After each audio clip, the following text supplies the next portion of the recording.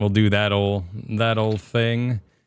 Damn, no pomp and circumstance, no intro, no nothing. No, just going in raw. We were recording a video this morning, so we're already mostly woken up, in the usual. But yeah, we did put cameras in our faces already today, so at least we've got that going. I am so camera'd. This is where I put my ego if I felt good about the things I make. Oh, come now. Oh, come. We finished Metal Gear Solid 2 yesterday. That was a oh my god, a good time. Joe, have you played? Are you an MGS guy? I've heard good things about it. I've not really played any of them. Gotcha. Yeah, I missed it entirely growing up.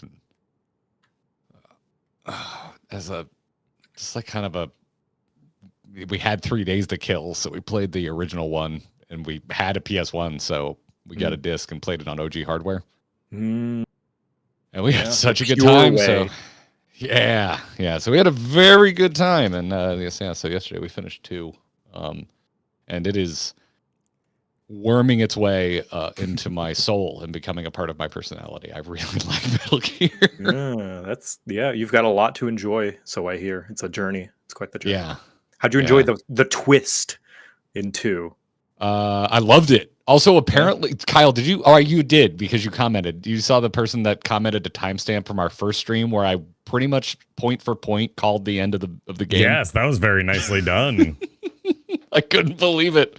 I'm so glad someone timestamped that, because I completely forgot I even said that. I to not get too into the spoilers of it for anybody who hasn't played it, I can't believe the patience of that audience with Rose. Like, they were extremely accepting of everyone being like, yeah, no, this ride's not the best, but still kind of a wink and a nod with it.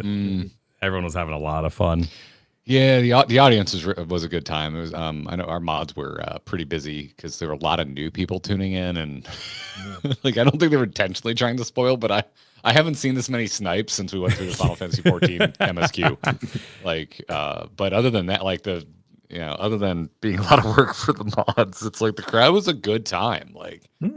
Yeah, people had a good time, kind of let us take it at our pace, and I think how has the game aged mechanically in your not great in my opinion. Absolute ass for sure. It controls like someone made a video game that had never played a video game before. In an endearing, almost rejecting the standard way. Like, I could let you aim normally, but I'm here to reinvent the wheel. Right. Well, that was back during the PS1 era, right? Before they had analog sticks. Not 2. 2 was a PS2 game. So right, 2 is a major improvement over 1 in that you can aim in first person. You don't play the game in first person, but you can hold down R1. It'll put you in the first person view, and if you hold the gun button, you will raise your gun, and it has a laser sight on every gun, so you can aim. But what is weird, and I don't think I ever got used to, was you're aiming with the left stick, not the right. So that's just I eventually got kind of okay at it, but even within the same gameplay session, I would forget, because sometimes you hit a 30-minute cutscene and you just go 30 minutes without any gameplay. and I would come back in. I'm like, oh, right. Yep. Got to remember to aim with the left stick. And so sometimes, if we had prolonged moments of combat, it was pretty good at popping off some quick headshots and getting through some areas. But if there was a lot of cutscenes, it felt like I would untrain my brain within minutes. Kojima likes his movies. Yeah. But overall, I really enjoyed it, and I 100% think the controls are jank, but also cool to go back and experience. Yeah. I hope you enjoy the rest of them. I do hear 3 is what a lot of people say is the best one. Getting a lot of that after yesterday. Yeah, a lot of people just being like, when's Snake 3? Eater. It's gonna be your favorite. Doesn't 3 have a full-on James Bond intro? Yeah, Snake Eater. Oh, perfect. Wonder. I will love that. Oh, I love the song for the second one. It was so good. I love that Independence Day sound. Didn't we find out it was the dude who did the music for Independence Day? That's right. We did. Yeah, that's right. Yes. Oh, I'm actually, yeah, so that's why it has that sound, because it was that guy. 3 is peak. Yeah, that's what a lot of people say. We'll see when we get there. I used to not trust people, but a lot of people said Final Fantasy V would be my favorite pixel Final Fantasy, and they were right. So I think I'm back on trusting people. More than 6. Yeah, it's a better video game. It plays better. It's one Wow. of the best RPGs from a gameplay standpoint I have ever played, and I would say the only thing I like more is Expedition 33 from a gameplay. Now that's standpoint. a hot take. Like people say, "Oh, hot take," but it's not that hot. That's a. I'm talking very specifically gameplay. 6 absolutely has a better story, like Mhm. 100%. Yeah. I've not played either. It's just what I hear, but I guess that makes sense. Yeah. I'm kind of Yeah. I gotta have some crunch, you know, like I really like when either the characters are uniquely themselves, like in Expedition 33 or in what was that, 2? Or, yeah, I think it was 2 where you were just like you had Cecil. Was that 3 or 2? Which one was that? Cecil was 4. 4. Okay. Neither. Yeah, they kind of blend together, but you know, you were forced. The brawler is forced to be brawler. He can't become a wizard if you try. That's why I'm getting like really into Pathfinder right now because I'm really enjoying the crunch. Yeah, Me too. It's a lot, but I'm looking forward to playing and making characters and running. yeah. No, and then we played Slay the Spire co-op for the first time on my birthday there, and now I try to start up one. I'm like, I'm so lonely. Like I'm trying to do single player, and like there's no conversation. There's no you got any vulnerables for me, bud? Like, so kind of in that vein. That's why I'm so excited about Nuzlocke. I love the Getting idea. crunchy. Yeah, just like adding in that layer of strategy and randomization to the game. The threat, I love Iron Man modes and like Darkest Dungeon. Haven't done a lot of self-imposed Iron Man modes, but XCOM, if you ever played that. Love Iron Man because when someone's dead, it's just so tragic. It's just so beautiful. I'll never forget you, Collateral. Like he was a beautiful flower on the field, and he was gone forever. You've probably been recommended Fire Emblem then. I have a huge So many times. I have a huge problem, and it's that I can't from the outside make a distinction between Golden Sun and Fire Emblem. And so I just think there's like 300 games and I don't know which one to play. Mm-hmm. Yeah. Anytime we do any sort of react to like a Nintendo Direct or whatever, and Fire Emblem even gets tangentially referenced, chat's like yelling at Kyle to play it. But yeah, neither of us have ever played a Fire Emblem. I would recommend. I mean, I'm biased, of course, and I think a lot of people my age will be biased, but I would recommend Awakening because it's kind of like the all-rounder kind of Fire Emblem. That was supposed to be the last one because it was just not making money, and that's the one that hit the mainstream for better and for worse. Some hardcore fans will be like, "Oh, that's the start of the casualization of Fire Emblem," and blah blah blah blah blah. And it's like maybe they're right. I see where they're coming from, but I feel as though Awakening is a good start if you're new to the franchise because the older ones. Yeah, that's the one where Lucina and Crom are from. Crom? Wait, the god from Conan the Barbarian? What? Yeah, you got it. That Crom, god of time or whatever. What is? I mean, this box art is beautiful. Yes, I love Awakening so much. Damn, yeah. These I aren't haven't seen that before. These aren't the Super Smash Bros. Characters, right? They are. They are. Oh, They are. okay. Mm-hmm.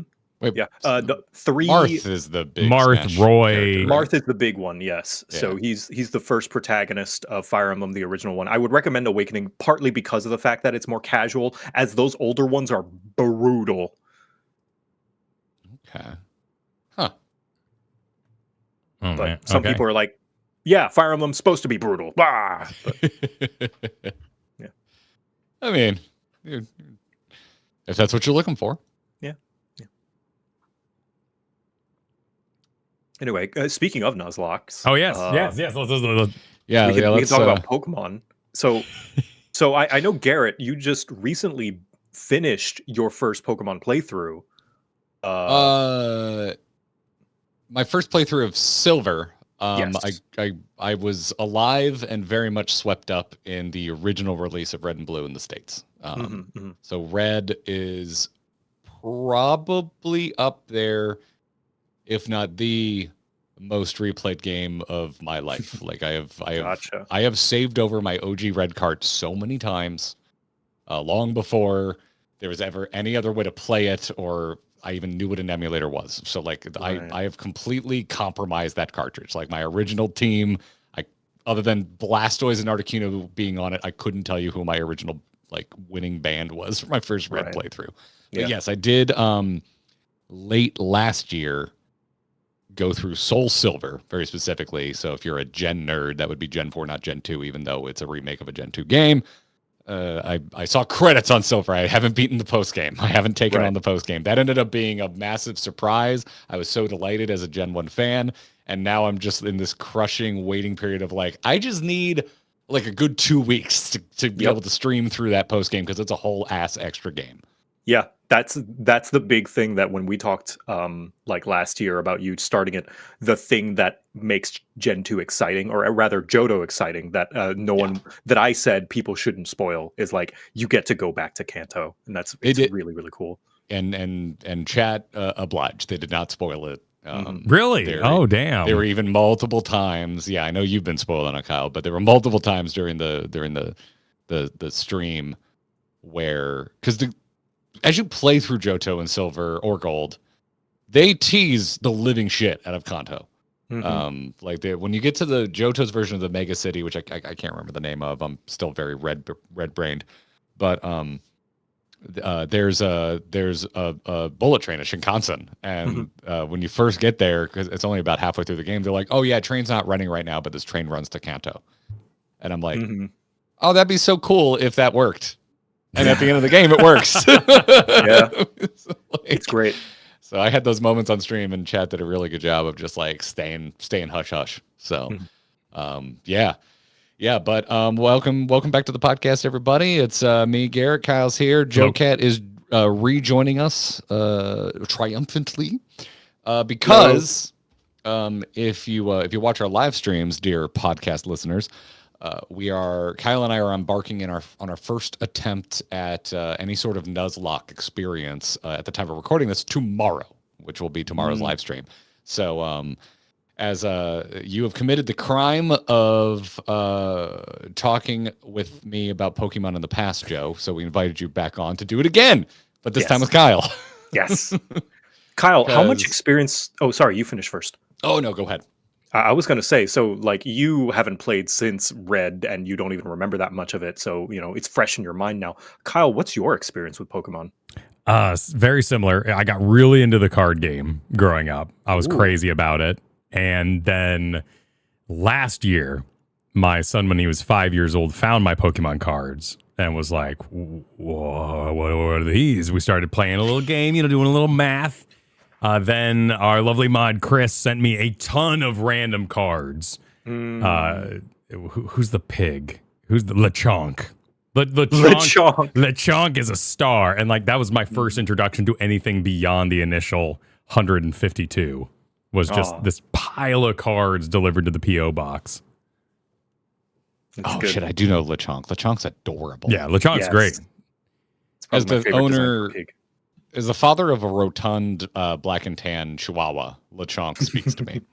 There is some similarities. I did briefly do a show about Pokemon Unite because I was a big MOBA player that was coming down the pipeline. There was it comes out early on Switch, so I got a Switch. I was all into it.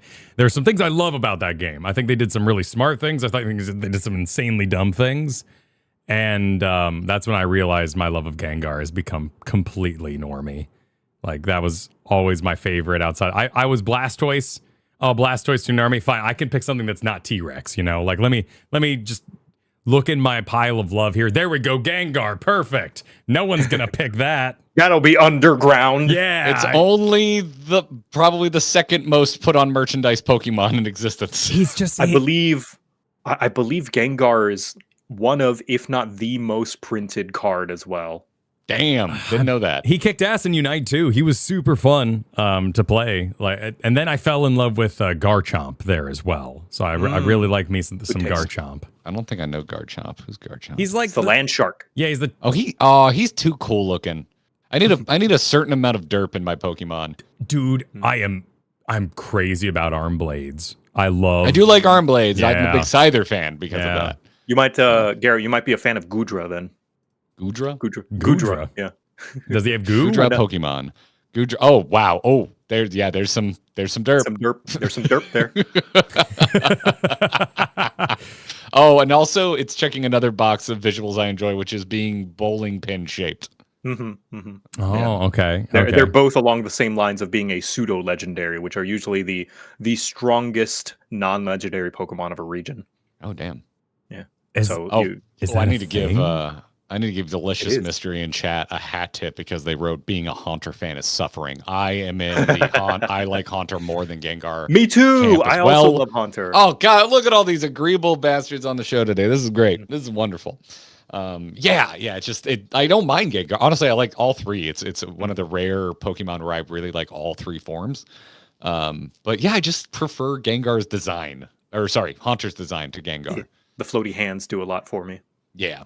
And just being floating in general, like you're a ghost, keep floating. What do you got legs for? We don't need legs. We don't need to introduce legs into this equation. Yeah. You're a ghost. Though I will say, peak design is when Mega Gengar's shiny form was white. I think that is the perfect, white like a ghost, like a sheet ghost. So. I don't think I've seen this. White. How many classifiers deep are we? What? So how did he get white? How did he get Mega? Okay. Oh, I have seen Mega shiny. Gengar, but I've never seen the white one. What makes him white? All right, we got to take it back a little bit. Okay. We're going on a slight tangent. So every generation of Pokemon, they like to implement some sort of gimmick, right? Yeah. And in sixth gen, X and Y, they introduced a concept called Mega Evolution, which is essentially a temporary state of evolution that a certain Pokemon can have.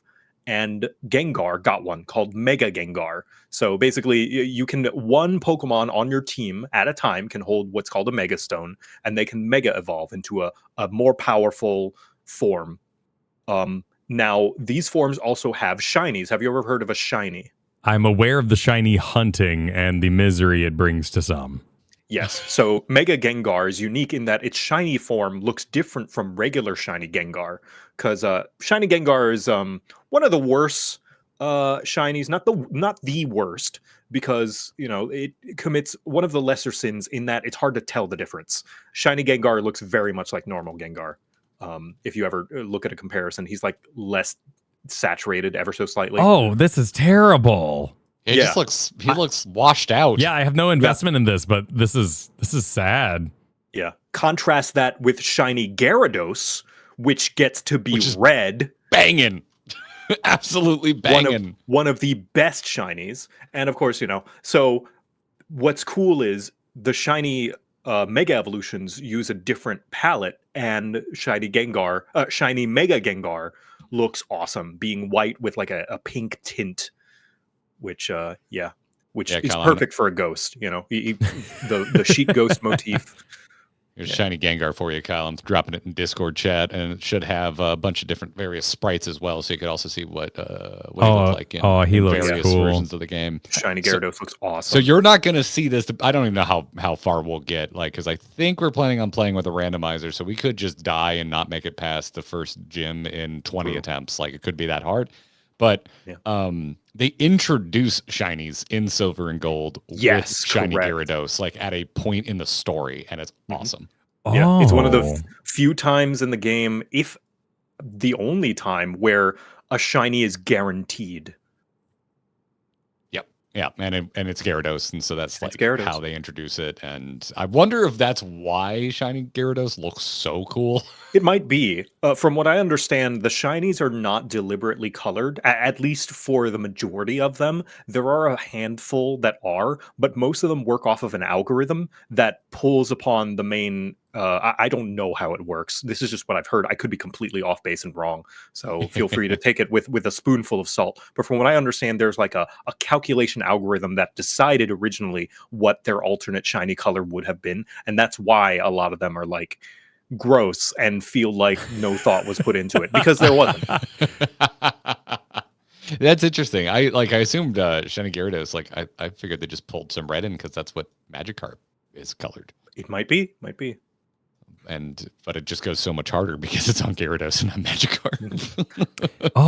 Okay, so I found a little I'm digging through this, and I found a little comparison chart. Yeah, like Charmander, that's just weird, but you get yourself a shiny Charizard's Charizard. awesome. Yeah, Oh that's yeah, pretty sick. shiny Charizard's dope. Fucking cool. It is so. Blastoise, This is designed in a lab to make you have opinions fast. This is so Yeah, easy to have an People- opinion about. People make shiny tier lists all the time as to what the best ones are. It's subtle. I kind of like Doug Trio and Diglett. I like their little blue noses. That's fun. Mhm. You know, One of my favorite shinies is shiny Umbreon because all it does is it changes the golden rings around it to blue, like moonlight rings, which is Oh, great. that would be- Ponyta's great too. Oh yeah, with the blue fire. That Oh looks sick. yeah, Blue Fire is always cool. Yeah. I haven't seen a lot of these. I've seen some. Like I'm not completely out of the loop, but I'm pretty out of the loop. Oh, I like Blue when it comes to Cloyster. shiny. That's you know what? This is very much of the Super Smash variety. That sometimes you Alternate just costumes. you press that button to the side and you go, "Did something happen? Are they different?" Yep. But have yeah, you tried sorry. putting a hat on them? Sorry, side tangent over. What game are you guys doing this Soul Link with? Soul Silver, Heart Gold. So we're okay. going back in. So the one I most recently played, but we're probably going to throw a randomizer at it. We're definitely going to do a Nuzlocke, and since we're playing together, might as well Soul Link it.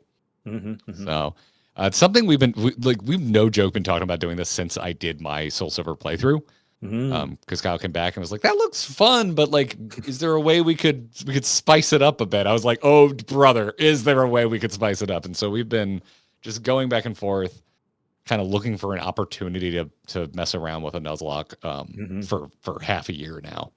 And at that same time, I was playing Castlevania and Metroid, and people were like, "Have you heard about Archipelago?" I think is what it's called. Yes. Oh my- Archipelago. Oh Some of my my friends are God. playing that. The idea that like you're playing Metroid and you open a door and now you're in a random dungeon in Link to the Past. And when you get an item that turns you back into Metroid, it's just so insane. Yep. So that all came at us pretty quick last summer, and we had kind of a tight schedule. We've been going. We finally got a chance to kind of look up and breathe and go, you know what? I think we want to give this a shot. Yeah. So you recently did a Nuzlocke, right, Joe? Yes, it's on pause now since I'm working on videos, but I definitely want to get back to it. I'm doing one on Emerald because that's a fairly gentle one. I will say you guys chose one of the harsher games to Nuzlocke. Oh, really? Why? Yes. Firstly, second gen, or rather Johto in general, is notorious because of the fact that it's split into two regions, having a difficult time getting EXP. I don't know if you started to feel that towards the end of your run, Garrett. Oh yeah. I took my wholesomely modded DS and increased the speed greatly. Yeah, the XP available in that game is very slim at times, and you can definitely feel underleveled. I think we're planning to just rare candy the living shit out of it. Because I don't think anyone wants to watch a Pokemon grind. Like maybe it's up to you, because like some people would argue that's part of the challenge is your patience. Because with every combat, especially with a Nuzlocke, every combat, every grind, no matter how tedious and low skill you may think it is, that's a chance that if you make the wrong move, you lose a member. And some people think that it's like you shouldn't get a free pass because of that. So that's fair. I mean, as you like with a WoW hardcore or even esports, like that fatigue is a big part of the challenge. Yeah. So I will say you can do it however you want, but I will say that is the less conventional way. That people will say the grind is a part of the game. Rather, the grind is a part of the game is the more conventional way, and rare candying it, some would argue, makes it less of a pure playthrough, as it were. There is a lot of rules, though, tied to max level and approaching certain gyms, though. Yes, correct. So even if you did rare candy, a lot of people like to add that limitator that like you can only have as high of a level as the next gym leader. So you still, some skill is still involved in battling. Yeah, that's something I think we both would want. Like we don't want it to be a cakewalk. That's why we're trying to find ways to make it exactly. Yeah. More that difficult. said, though, it is your playthrough. You should have rules that you are comfortable with, no matter what conventions or what I say or anyone else says. What's important is that you enjoy it because it's your playthrough. If somebody else wants to do a certain rule, they should play their own Nuzlocke. Well, yes. In fact, I believe we both Kyle and I have a doc open, and we're just going to like start jotting down rules as we talk today. Yeah, we got a bunch of rules we're gonna run by you just to sort of see like what their prevalence is. Are these the real rules people consider? Like the level thing. Everyone I've talked to has pointed me towards Nuzlocke University, the website. It seems to be the popular place for rule keeping. And I apologize greatly to podcast listeners who don't know what the hell we're talking about. We haven't introduced what the hell a Nuzlocke even is. It's a rule set for Pokemon that is essentially to do a permadeath run. Whereas you yourself don't have singular permadeath, but each individual Pokemon that you capture has permadeath. So if your Pokemon faints, honor system, you're supposed to never use that Pokemon again. Yeah, either box it in a sort of graveyard box or release it. Yeah. Oh, graveyard box is a good idea. Yeah, That's a good I idea. started doing that with my Nuzlocke, my recent Emerald one, because although I love the idea of releasing, because that emotional like gut punch of like you'll never see it ever again is potent. It does also equally potent in a different way hurt just as well to see the graveyard of all the Pokemon that have fainted, that have died throughout your playthrough, and just reminisce back of like, oh yeah, that's one. That's so sick. Yeah, that's cool. So to talk about your adventure with the Nuzlocke, what sort of rules did you do? Did you feel like those rules were easy to communicate to the audience that was watching? I think so. Yeah, I just did mostly the basic rules. I had a few self-imposed rules as well, like no legendaries, just because I feel like that would make it far too much of a cakewalk. I would say it's like give or take with Gen 4, just because Gen 4 is so brutal. I think you're totally valid using legendaries. I mean, in any gen, of course, but like Gen 4 especially, because of how brutal it is. Ooh, that's another thing, is the AI in Gen 4 is fairly competent compared to Gen 2. So, you know, Heart Gold, Soul Silver, and the fact that the physical special split makes a lot of Pokemon a lot stronger in Gen 4 as well. The fact that, you know, there are physical fire type moves as opposed to all fire type moves being special and drawing upon the special attack stat. So yeah, I mean, I got rocked in my normal playthrough a few times. I found out after the fact that I apparently had a very common experience with the gym leader Whitney, and her goddamn evil sent directly from hell Miltank. Every time there's a normal type gym leader, it really sells home how strong normal types are. I don't think there's a single normal type gym in the entire franchise that people are like, oh yeah, this one's a cakewalk, because you don't think much of normal types, right? They're normal. They don't have anything special about them. But the fact that they don't have anything special about them is what makes them so strong, because they don't have any glaring weaknesses besides fighting type. Yeah, it makes them hard to kill. Like unless you get, like, especially lucky. early game when you don't really have that much access to fighting types that early on. Yeah, so there's a Pokemon called Miltank, Kyle. You should look up this Pokemon. It will disturb you. And Whitney's Miltank will just use Rollout and spam it over and over and over again. I think I found a pretty nice little, it was a very nice little wait out website. There's so much material for doing this activity. I do wonder if some of that is tied to the time period it really developed about 3 or 4 years ago. A lot of people were looking for, you know, the games weren't coming out a lot. People were looking for something to do together, pulling together their old games, the price of things. But it is just crazy how much infrastructure this activity has put together. And this website I'm looking at is beautiful. Nuzlocke tracker. And yeah, they have this little creepy cow thing. Yes. Yep. That Miltank has been the killer of a lot of runs, a lot of resets. It's wild. Yeah. So I know I wiped on my first Whitney attempt. And that was a 105. normal run. Yeah, 105 defense. Jeez, and 100 speed. What business does a cow have having 100 speed? That's like on the upper end of like speedy Pokemon. Goodness gracious. Is that not normal? Like your Miltank at level 19 wouldn't be that good? No, it would. These are just the base stats that all Miltanks have. Like it's so how stats are calculated is this base, what's called the base stat total, the base stat of the Pokemon is generally the kind of trend that this Pokemon will grow in. So notice Miltank's special attack is at 40, which means it will not get nearly that many stat boosts on level up on that stat compared to defense, which has more than twice that much. So you'll get levels where it's like +3 defense, +4 defense, per level until it reaches a certain amount. So this is just the stats generally that you should expect from that Pokemon. So folks are saying that is the speed of a Charizard. Is that true? Yes, it is. Hold on, let me see. Is that Charizard's fast? base Like, stats. and speed is how often they'll go first in the game, right? Like, yes, basically. If they have a higher speed, they will always go first. Okay. Yep.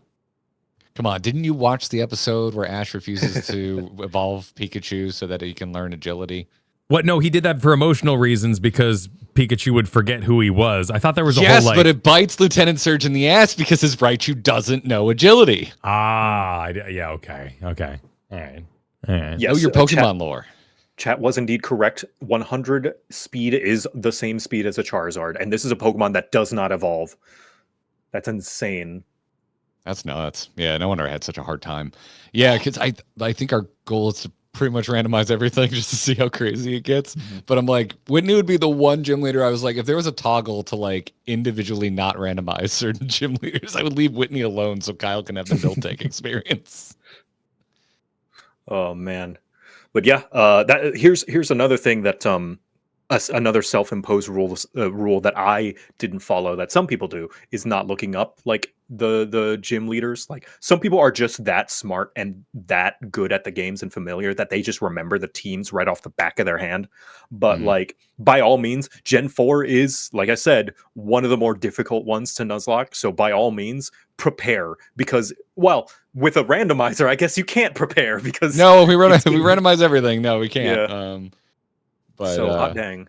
Yeah, it's pretty nutty. It's because I watched some Nuzlocke, like specifically randomized Nuzlocke. I think they're pretty entertaining. I don't watch a ton of them by any means, but the folks that do it a lot, it's really cool.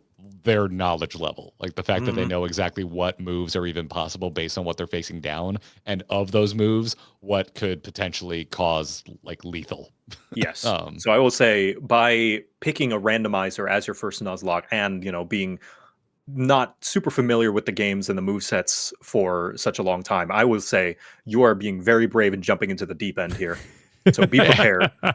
Be prepared for a few wipes potentially, but all the more that if you don't, then like wear that victory proudly. Yeah, we were talking just Kyle. We had the rare occasion of Kyle needing to drive me somewhere today, and we were talking about the Nuzlocke and the rules like the whole way. We're like, should we let legendaries? Should we not have legendaries? I'm like, if we're doing a Soul Link, I personally think it'd be hilarious if one of us manages to get a legendary and the other one doesn't, and someone's freaking legendary is like Soul Link to like the most lame normal Pokemon you could possibly think of. Like that to me in a Soul Link, that's where it gets interesting. Mm-hmm. You said you had, for sure. You had a no legendary rule. Any other rules you were working outside like the core 3 that kind of go up on every website? Let me see. So I'm not too familiar with Soul Link myself. Like the whole using a different primary type as your partner is a new thing that I didn't know because I've never done a Soul Link, but apparently that seems standard. Let me see. JoCat, Platinum, Nuzlocke. Yeah, because I have experience doing Nuzlocke 4th gen myself because I, many years ago, did one for Platinum. Which I would argue is probably a little easier than Heart Gold Soul Silver, just because just the access to XP and available variety of Pokemon is a little bit wider. But let me see. I put my rules at the beginning of each video.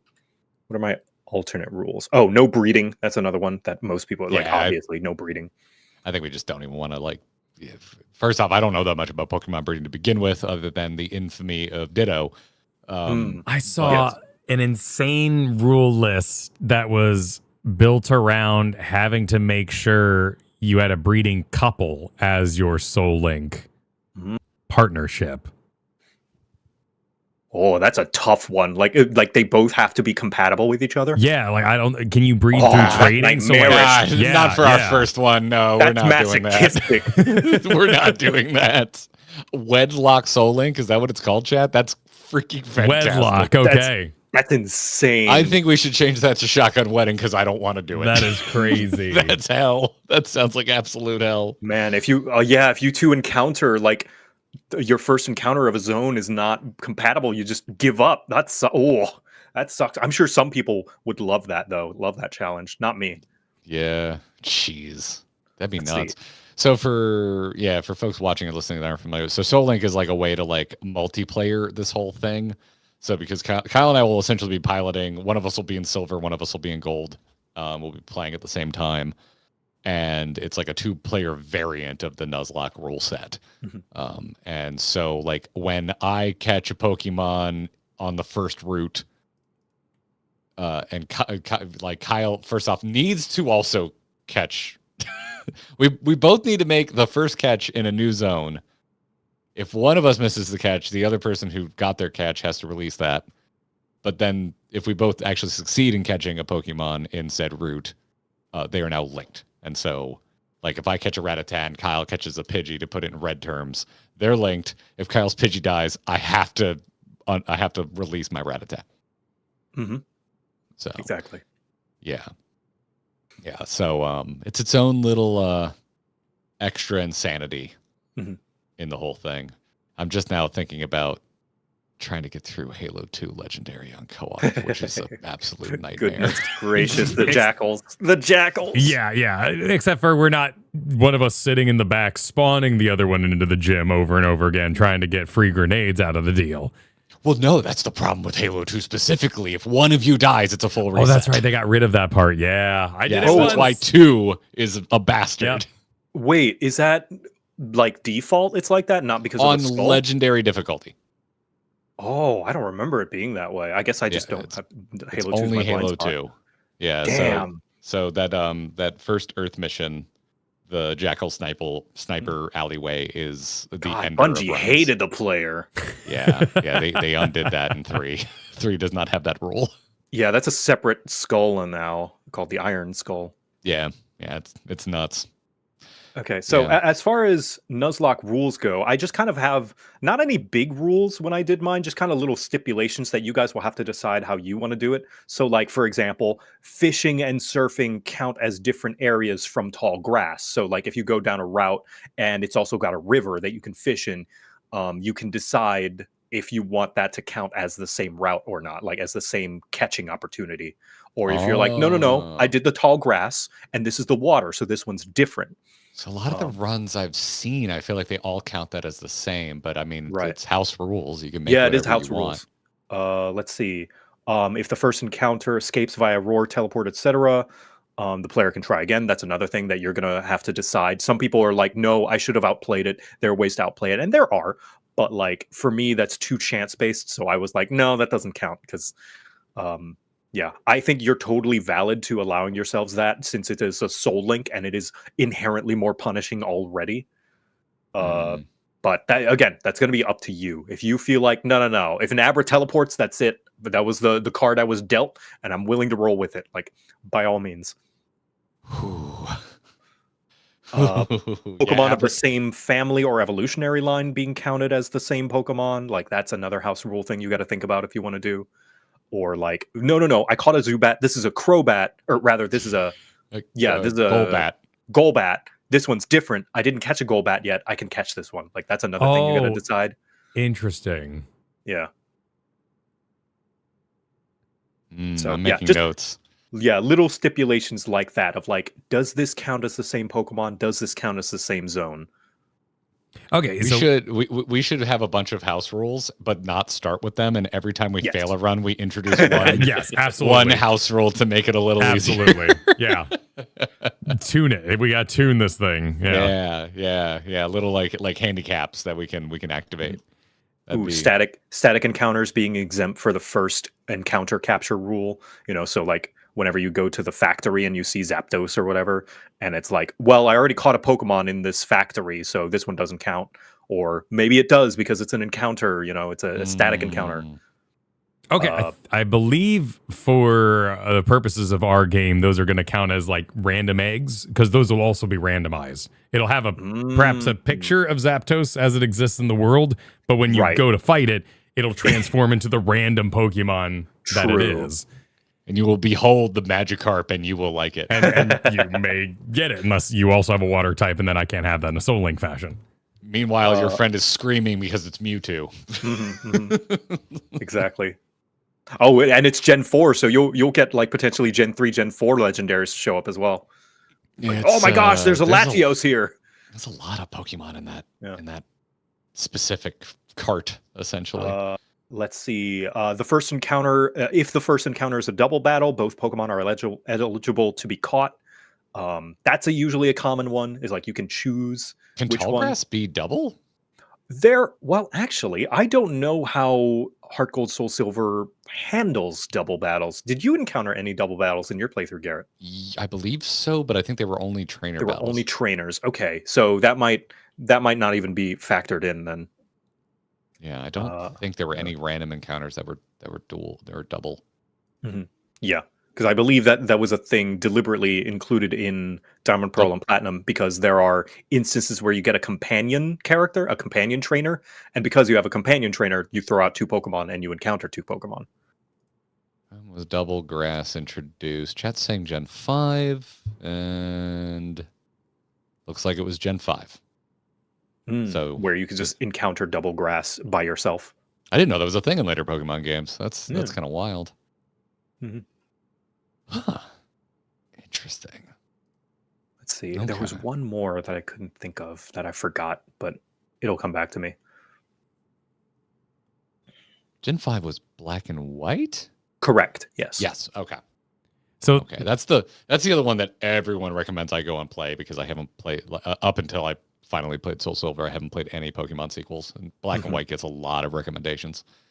Ooh, one factor, because you are playing completely legitimate copies of the game, one factor you should consider as well is because this is a Gen 4 remake of Gen 2, there have since been some new evolutions to some of the Gen 2 Pokemon. And I think that's a thing you need to consider outside of the game, is whether you want to play a ROM hack that allows you access to those pre-national decks. Because, for instance, Magnemite evolves into Magneton, but Gen 4 added Magnezone, which is a 3rd evolution to Magnemite, but that is not accessible in the base game until you've gotten the national decks, I believe. I think it was Mamoswine. Yes. Because I had a Pillow-Swine, and it evolved into Mamoswine in my just straightforward playthrough of Soul Silver before I got to Elite Four. Oh, okay. Well, I guess they did implement some of them. Never mind. Yeah, because that was one. Actually, that's a good question. If you're going to do Soul Link, I don't know how it works with ROMs. If you could trade, it's like, I want to trade my Soul Link this with your Soul Link that, so it can evolve like a Machamp or like a Kadabra. Yeah, that's something I haven't had time to go look up, and I was curious about it. I know usually when you're running a randomizer, there's typically just a toggle where you can force evolves at certain levels to get around trade restrictions, which is that is something, Kyle, we need to make a call on.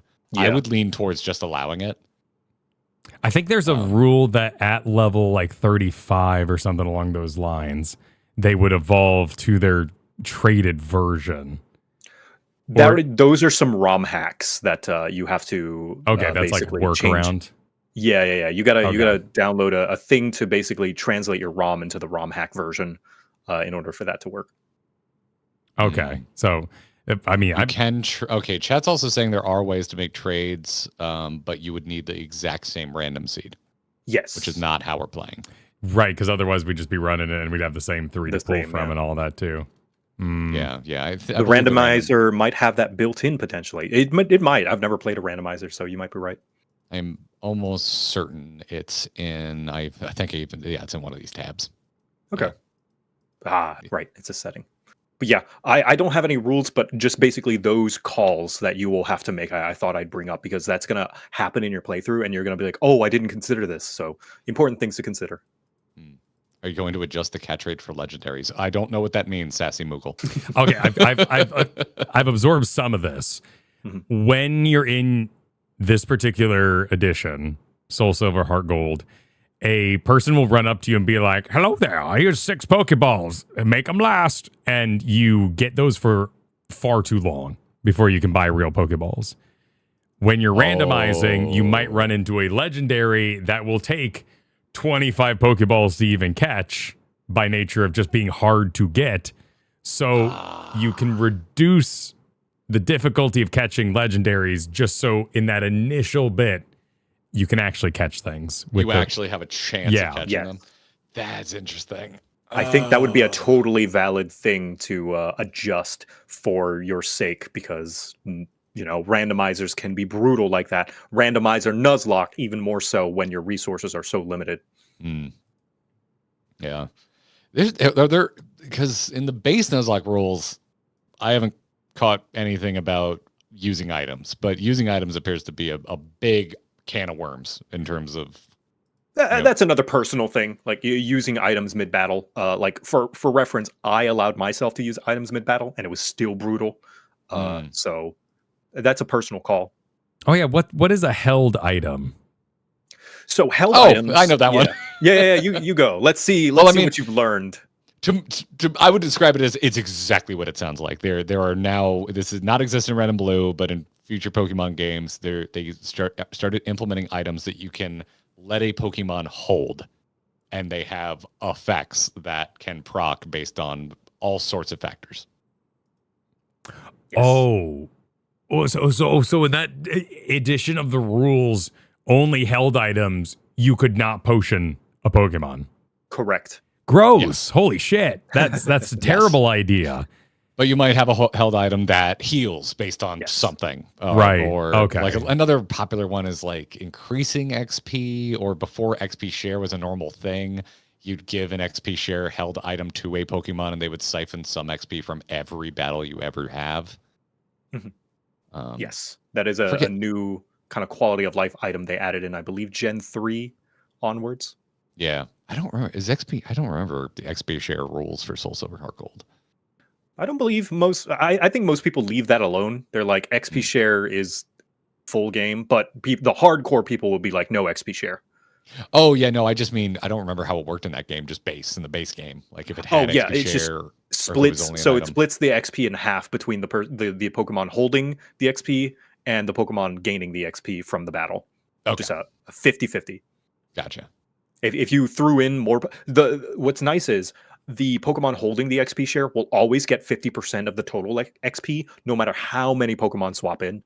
So, like, if let's say you swap in you swap in 2 Pokemon in the battle, independent of the one holding the XP share, those 2 Pokemon will each get 25%, but the XP share will get the full 50.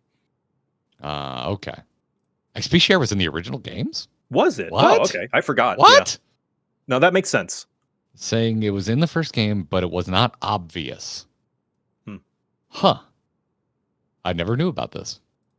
It was were held items in the first game. I don't remember. I don't think so. EXP All. Okay. It was called EXP All. It was a key item, not a held item. That makes sense. It was a Professor Oak aid item. Oh, damn. Maybe I knew about this and I forgot, but I thought I got everything from Oak I could. Huh. Yeah, I'm going to learn all things about Pokemon today. So this is a interesting thing, a funny thing that I didn't realize EXP share was in the first gen, nor that it was called EXP All, because that was a change to EXP share back in 6th gen, that it was renamed to EXP All, and that was a point of contention for a lot of people. It's like, oh no, it should be only to one Pokemon. So it's interesting to see that its origins was to the entire party. Oh, okay. So now you understand the discourse.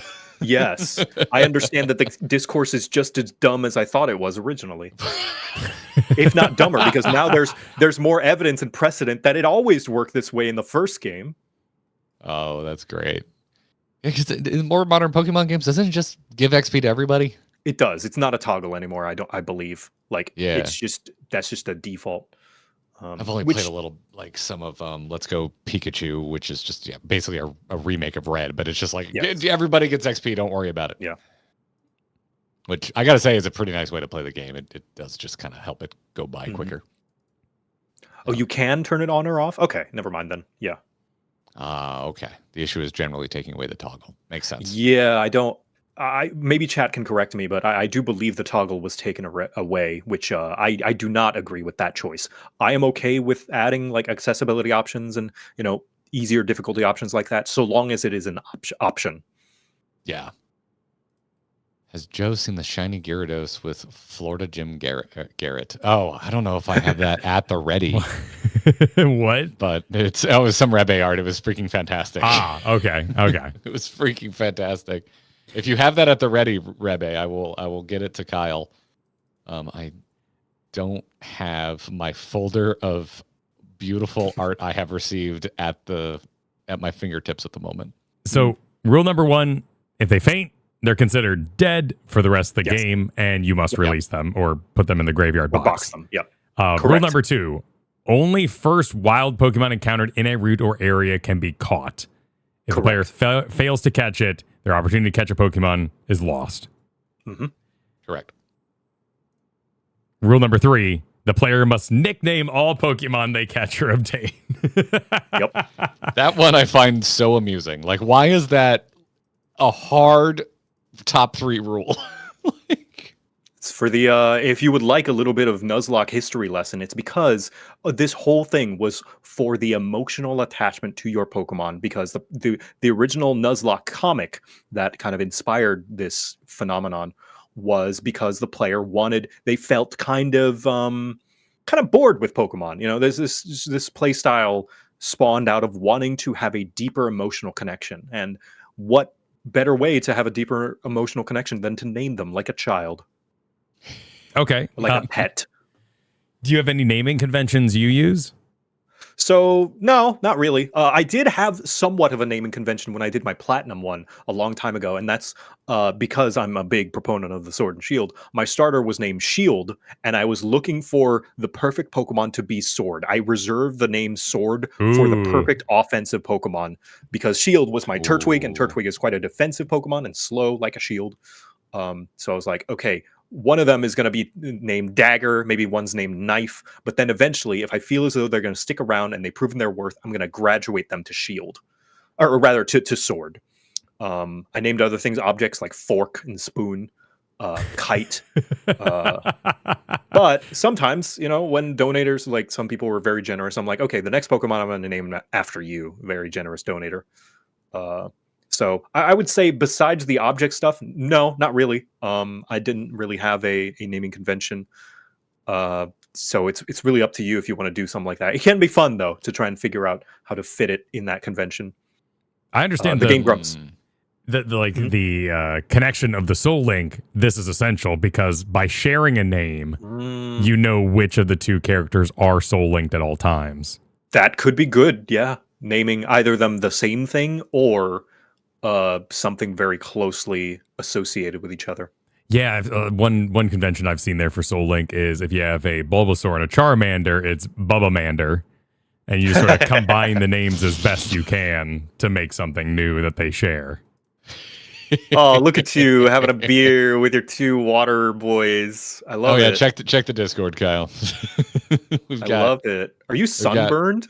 Yes, because I'm the Florida gym leader. Oh wow, this is incredible. Florida man, I see. I'm gonna break the overlay real quick for this, but yeah, I'll get this in here. Your alligator and your dragon. Yeah, I did my first Soul Silver run through. Ended with a Feraligatr. Nice, good choice. I'm very water brained. I love water types. Feraligatr, another benefactor of the physical special split. Yes, that definitely helped me in my initial playthrough. Yeah, and Gyarados as well. Like Gyarados and Feraligatr benefit from being able to use Waterfall, and actually like using it physically is like really, really good. Yeah. So something that I don't know anything about, but I've become aware of is there's now in this edition we're going to play battlefield states. Like if a Pokemon makes it snow, it'll keep snowing, and another Pokemon will come out and be like, holy shit, I love snow, and they'll beat your ass.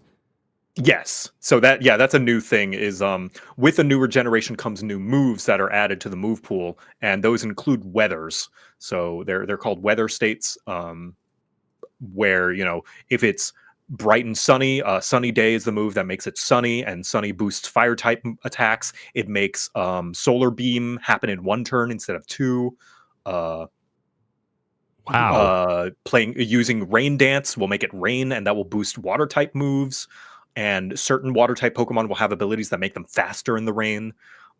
Sandstorms will reduce the health of Pokemon if it's not a ground, rock, or steel type every turn, and it will boost the special defense of those types that are immune to it. And hail, they changed it to snow in the later generations, but right now in the 4th gen, it will be hail, which will just hurt everything that's not an ice type in a similar way that sandstorms do. Bench included. Yeah. Wow. Okay. Soul Link rules. And these are just like the official written down ones. 2 players playing through the same game simultaneously. Oh, no, not bench. Sorry, I didn't quite understand. No, not bench. Only the one that's out. Sorry. Oh, okay. All right. Yeah, my bad. Thinking like the card game, and you could like splash onto the waiting Pokemon in the back sometimes. Mm-hmm. So Soul Link rules, 2 players play through the same game. Encounters for players on each route are linked. If one player fails to catch their encounter for a route, the other player must box or release that encounter for the route as well. If both players successfully catch the first Pokemon on the route, those Pokemon are linked. When one player's Pokemon faints, the partner of the other has to release or box. If a Pokemon is placed in the PC, the partner on the other player's team must be placed in the PC as well.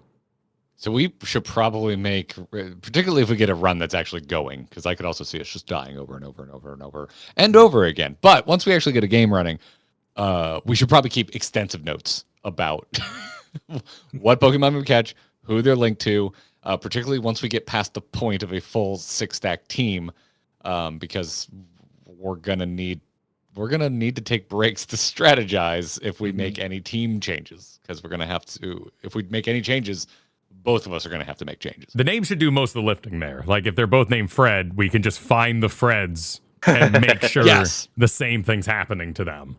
Yeah. Joe, you've already given me the idea. I'm like, we should put all of our legendary level Patreon backers into a pool, and like every other Pokemon will like roll a die and see. Yeah, that could work. Name her after some legendary patrons, and then we can also like do some folks in chat and stuff on the. Yeah. I also found a website where you checkbox your routes and it can save. So as cool. Like Route 30, check mark. Route 31, check mark. City gives us a gift, check mark, and make us go that way. This is the one I'm curious about, and kind of your thoughts on it. Often, players will restrict the use of shared types between teams, meaning no Pokemon on either team may share the same primary type. This sounds so insane to me. It does, yeah. Not being able to have like a water type, like what? Yeah, which essentially means as well that you're either going to have to try and find a secondary water type, like something with water in its secondary type, if you both want to surf at the same time, or failing that, take turns surfing and waiting for the other person.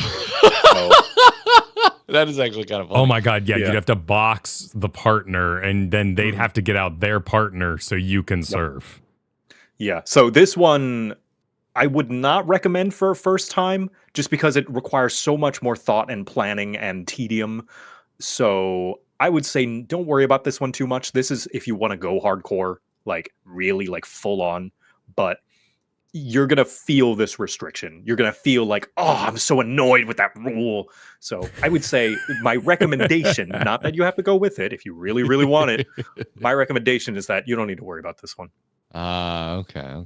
Yeah, especially somebody noted, especially with a randomizer where you can't even guarantee you're going to go to water type. Yeah. That sounds crazy. Although, now that I use the surf example, there are some non-water types that can use surf, like Nidoking. So, there are ways around it. But like I said, that requires a lot of planning, a lot of knowledge about the game. And there's no guarantee. It might soft lock you.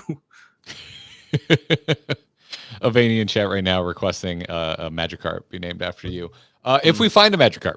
Very well. Very well. We got some backups no there. Guarantees we will. They got some backups. Jigglypuff or Ditto. Got it. Okay. All right. It is a common in a randomized encounter on each route for this challenge to promote greater Pokemon and variety between teams, especially on early routes where Pokemon selection is limited. So it sounds like this might be good for non-randomizers, where you can more easily plan. Once you run into nothing but normals at first, like there's a good chance you just run into a Pidgey and a Rattata and call it over. That's kind of what's available to you, right? But with a randomizer, it's like who knows what you might get. Yeah. So I want to see if anyone's come up with rules. Yeah, for this one feels like a soft rule that's really up to you. It's kind of like preference. It's not even a rule. It's like me personally, I do like having a variety of types on my team, but that's not a rule. I just like to do that to cover my bases. Yes, yeah, I mean, it sounds that's really the fun. basic strategy of Pokemon. Yeah. Like, that's why we all clowned on gym leaders when we were kids. We're like, fools, y'all got the same type. What a bunch of nerds. Oh, can I speak on that actually? I've thought about it more on a narrative and lore world building perspective. And like, if you think about it, the player character is like a freaking like savant. They are like a gifted, like once in a lifetime child of their region that is just amazing. Because if you think about it in terms of Pokemon, like fighting the champion is akin to fighting the champion IRL, like the champion Pokemon player IRL. Like think Wolfie. Those in the chat are probably going to know Wolfie VGC, who is considered one of the best North American Pokemon players, and he has his own YouTube channel talking about Pokemon. But like beating champion is akin to him. And if you think about it from that perspective, a trainer specializing in one type makes a lot of sense. Because imagine if you had a bunch of different types of pets, like you had a bird and also a fish and also a dog, it would be a lot more expensive than to have a turtle with those fish and then maybe an eel with those fish as well. And, a lot of things that you can just all put in the same tank. So zoos should be a lot more boring. Is probably better for efficiency. Yes. Well, that's why they have such large staffs. Like, yes, why they have the people who take care of the otters. They're probably not the same people who take care of the lions. Like, yeah. And they have the savannah section so that all the animals there can kind of live together. And okay. Next would be kind of where we get into the randomizer aquariums. rules. Sorry, but Sparks brings up a really good point in chat that aquariums are kind of already doing that. Aquariums are just water type gyms. Fair. Unless you go to Misty's gym, then it's literally just the pool at the YMCA. Yeah. So we have our learning Pokemon was not on my 2026 bingo card. I mean, I technically started late last year, but I've taken so much time off. A lot of it didn't stick. So yeah, I see some people are a little concerned in spoiler chat that we don't understand how hard this is. No, that's literally the draw. Like 2 idiots attempt a Nuzlocke is the point of this. Yes, yes, this is definitely the goal. And so now with the random aspect in play, I'd like to know what you, JoCat, feel when you see my screen. Okay, because I have now walked up to a professor and he's got 3 randomized Pokemon for me to start with. We got a Jigglypuff, a Gabite, wow, and a Haunter. Dude, that's for my Gabite in your first as your starter is an insane pull. Damn, dude. That's like, I was like, okay, Igglybuff, all right, that could work. It's gonna be an uphill battle, but whatever. I saw Gabite, that's insta lock-in. Like that is goodness gracious. You basically won. You have won the Nuzlocke. Why? What about them? What is it just like? So remember what I said about pseudo legendaries, Pokemon who are the strongest non-legendary Pokemon in a region. This is the pseudo legendary of Sinnoh in Diamond, Pearl, and Platinum, and it's also considered among other pseudo legendaries the best pseudo legendary. It's so good that its mega evolution is considered worse than its base form, and people prefer to use the base form because it's better, it's faster, and it's just really, really good. All right, I'm looking up base stats. Which, by the way, all right, as someone new, because we're gonna use tools, we're gonna use wikis, we're gonna do as much as we can. Like we are morons, but we're not gonna intentionally not learn. Yeah. When I go to there's so many databases out there. Pokemon resources are limitless. There's so many out there. Mm-hmm. Do I need to worry about like the gen I'm playing? Like if I want to look up Gabite's base stats, if I go to any wiki, is it good, or do I need to like make sure I'm looking at the right gen? For the most part, base stats don't change. There are some Pokemon that they change and buff or nerf.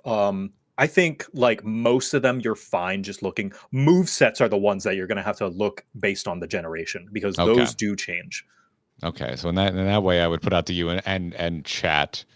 I'd love to. Oh, okay. So like I'm on Pokemon DB, and they actually have a tab. Like, do you want to look at his movesets for Z to A or Scarlet and Violet? And it's just a toggle tab.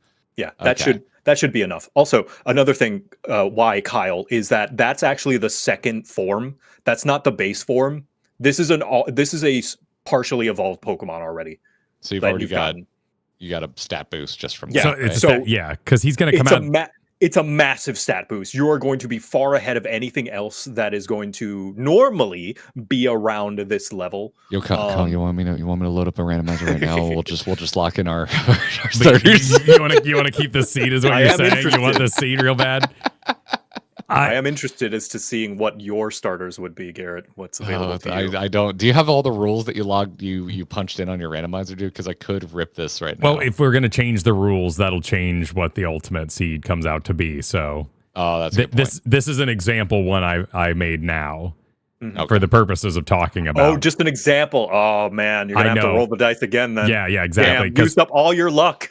It seems so. But this is an example of how swingy it can be, because this basically, if not won the run, set you up to win pretty much. So we got 5. So I'm going to be level 5, but because I am a tier 2, I'm going to have just better stats.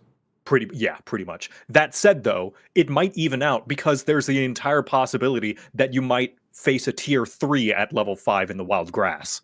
So that's kind of a balancing factor. So it's like, don't ever feel bad about feeling like you got one over on the game, because the game's going to get one over on you. The game's going to cheat you right back. You're going to face Arceus, who's like basically Pokemon God with like the highest stat total of like anything for a long time.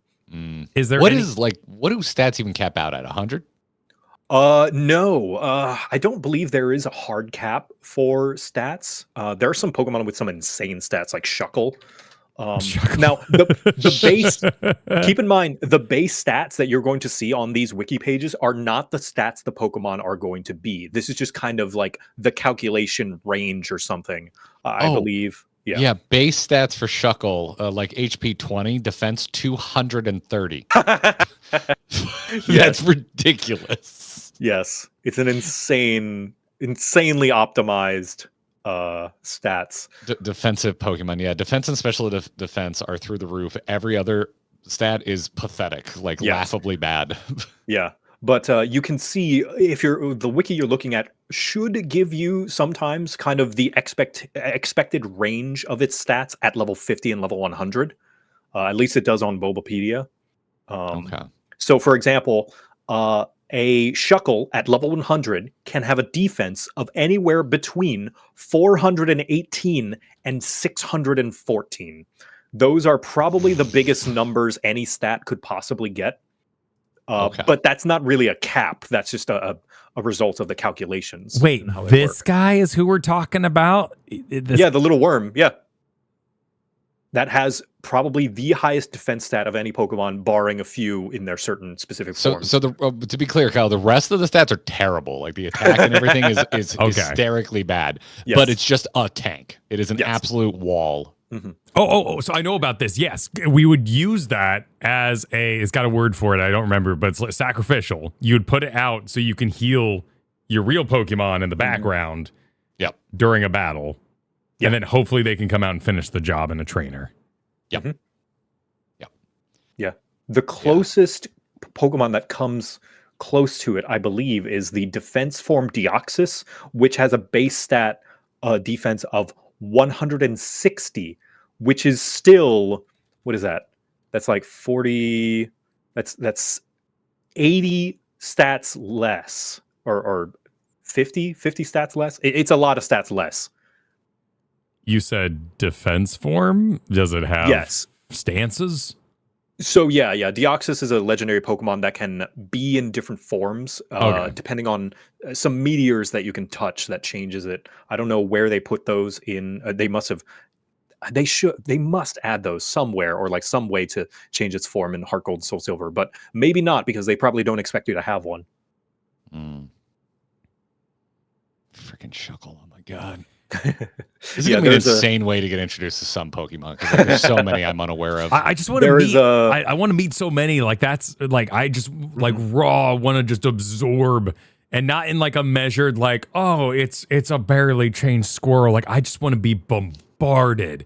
I love Beedrill so much. I love Yeah. the idea of a bee with frickin' drills, and I want to meet every version of that in the world as fast as possible. Wait, technically, doesn't Beedrill just have cones? They're not even spirals. They spin when he attacks, though. That. Oh They man, rev Kyle, up. you're gonna be if you love Beedrill, you're gonna be very happy. Beedrill is one of the few Pokemon that have a Mega form. Look at Mega Hell Beedrill. yeah! Let's get it. Okay, Beedrill Mega. Let's look at this. I didn't know Beedrill got a Mega Evolve. Yeah, it's kind of a joke Mega evolution because usually they want to give it to weaker Pokemon or like Pokemon that are significant. But like Beedrill's such a meme that they were like, Significant. Oh, dude, that looks sick. I haven't seen yeah, that. He's Did great. Butterfree get one? I don't know. Oh, it doesn't look like it. Oh, you jerks. No. You didn't get You get Beedrill and Mega Evolve, but no Butterfree? How dare you? Butterfree's not as big of a meme as Beedrill is, so. Butterfree did get a Gigantamax form though, which is a different temporary evolution form that Of they course. added in Sword and Shield. That's how we kind of got Chunky Pikachu back. Yes, exactly. Yeah. I miss round Pikachu so much. Mhm. Okay, so It's a glass cannon. Jigglypuff is a tier 2 Igglybuff. of Jigglypuff. Iggly. Igglybuff. Yes, that's true. Jigglypuff is the middle, yes, and Igglybuff is number 1. Okay, so I by random chance here got 3 tier 2. Is tier 2 the right way to say that? First evolutions? What's the best? People say second form. Second form. So Igglybuff is actually first form. Or just unevolved is another Unevolved, term yeah. people use. Or just base Pokemon.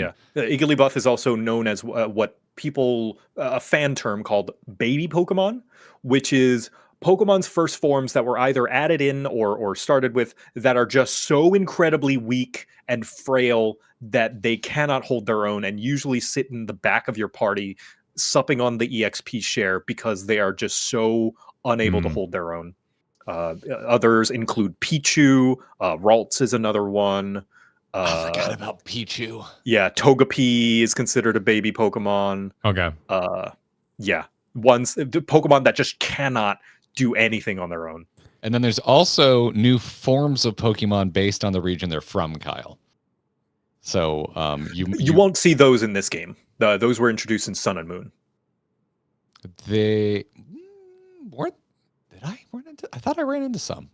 I might Maybe. be misremembering. You talking about like island types? Like there's the island version of Yeah, Alolan Yeah. Pokemon. That's Why have that's- cool Raichu when you could have inflatable raft Raichu? yeah, that's Gen 7. Although he does like surf on its tail, which is pretty sick. Yeah. Yeah. I do prefer original Raichu though. Same. Pointy ears, all about the pointy ears. And so because of I got a bad pick baby, a pretty Yes. decent evolution with Yeah, Haunter. it's okay. And then it would so just we're be not gonna- insane. And then Giga Chad Absolute. winning the game, the win Yeah. button. Yeah, the Igglypuff kind of sucks. Yeah. But the other two are, I mean, Haunter wouldn't be terrible, especially if we had a modifier to force evolution, so you could end up with a Gengar. Ooh, something that you should do as well is there's always the possibility that you just get 3 duds that don't have any attack moves, like a Magikarp, a Feebas, and say a Togepi, which none of them, I don't believe any of them have an attacking move at level 5. So I would say at that point you should reset the randomizer and like try another seed. Okay. Oh, Good to know. yeah, just kind of have a bail state of Yeah. no go. Yeah. Like check to see if any of those Pokemon have an attacking move at level 5. And then Okay, so Togepi does get Pound, at least. Okay. So it can do something. So Togepi could try and punch its way to victory. Yep. Okay, chat's got me. I ran into alternate region forums in Let's Go. That's why I'm getting confused. Ah, yes. I'm like, I know I played something where I got like a Rattata that looked dope as hell, and I don't know why. Mm-hmm. So we got starter completely random, static, which is anything in a bush or out in the world, completely random. Change possible evolutions, which is that trade thing. So like we can still get a Gengar. Trainer Pokemon random. There is a way to set this to random still themed. So like you can get, the Gravelers and the Onyxes are all still with the rock guy. Well, that's interesting. I love this one that the rival keeps their starter. That just sounds really thematic. I want that and one nice. on. Yeah, that's one I have an opinion on, and I'm like, yeah, I want whatever the rival starter is. I want them to carry that through the game. And then the wild Pokemon being completely random, and I think and then eggs are random. Ooh. May I inform you guys as to one house rule that some people like to have, but you don't have to. Sure. Okay. The Wobbuffet clause. Okay. All right. So the Wobbuffet clause is a rule put in place that when a Wobbuffet is on the field, all Nuzlocke rules are off, and you're free to faint Pokemon. They will not be considered dead just because of how BS Wobbuffet can be to fight against. I'm finding it on the Nuzlocke subreddit. Yes. Now, you don't have to do it because there are ways to play around Wobbuffet. It's just really freaking hard. What? Wow. Yeah. This is So, a thing. Wobbuffet, and in Gen 4, Wobbuffet's moveset consists of 4. It cannot learn anything other than these 4 moves. Counter, which is whenever it's hit with a physical attack, it redirects the physical attack back at you at double power. Mirror Coat, which does the same thing for special attacks. Safeguard, which I forget, does it prevents it from getting status affected. And the killer, Destiny Bond, which if it uses Destiny Bond and it is fainted in its turn, it takes down the Pokemon that fainted it. Oh my god. The first one was counterattack? Yes. So it's basically a counterattack. If you hit it for a physical move that deals 40, it's going to deal 80 at you. Oof. The next one is Mirror Coat, which is the same thing but with special attacks. Oh my god. Okay, I see why there's a house rule just for this one evil Pokemon. Oh yeah, and its ability is Shadow Tag, which you can't escape. You can't even run away. Oh. Okay. Yeah. So that's called the Wobbuffet clause? It is called the Wobbuffet clause. When a Wobbuffet is on the field, all rules are off. I have added it to the personal rules bullet list, Kyle. A lot is of your these choice, are, and you can't switch. questions. If you feel like you are that guy that can handle it, if you feel like you are built different, you don't need to do it. I am built so same. I am the most same built person you've ever met. I'm okay people with say this. you can't even switch out Pokemon when a Wobbuffet's on the field. Oh, that's rough. Just hell on earth. No, thank Yeah. you.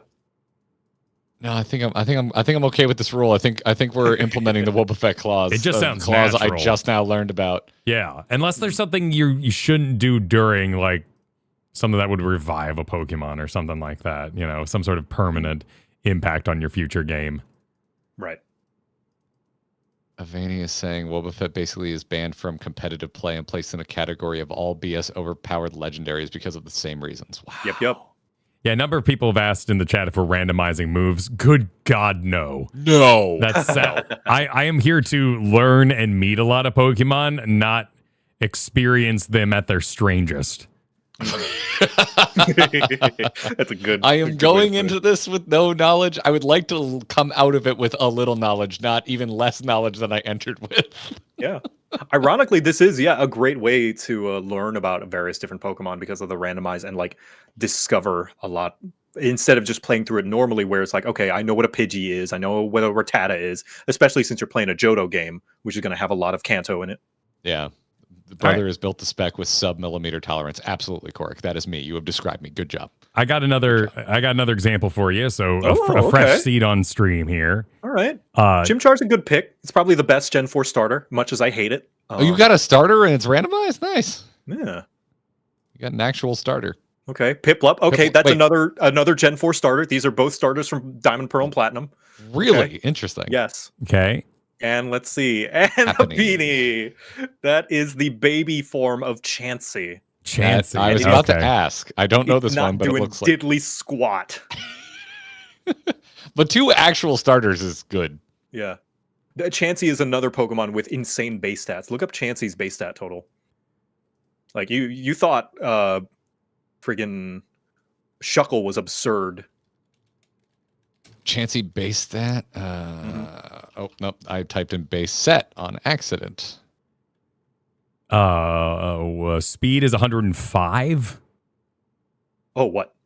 Of Chansey? on Chansey, yeah. No, SPD is special defense. Speed is SPE. Oh, okay. Okay, so special defense speed is 100. 50. So Oh my god, HP. I want to note the HP. Jeez.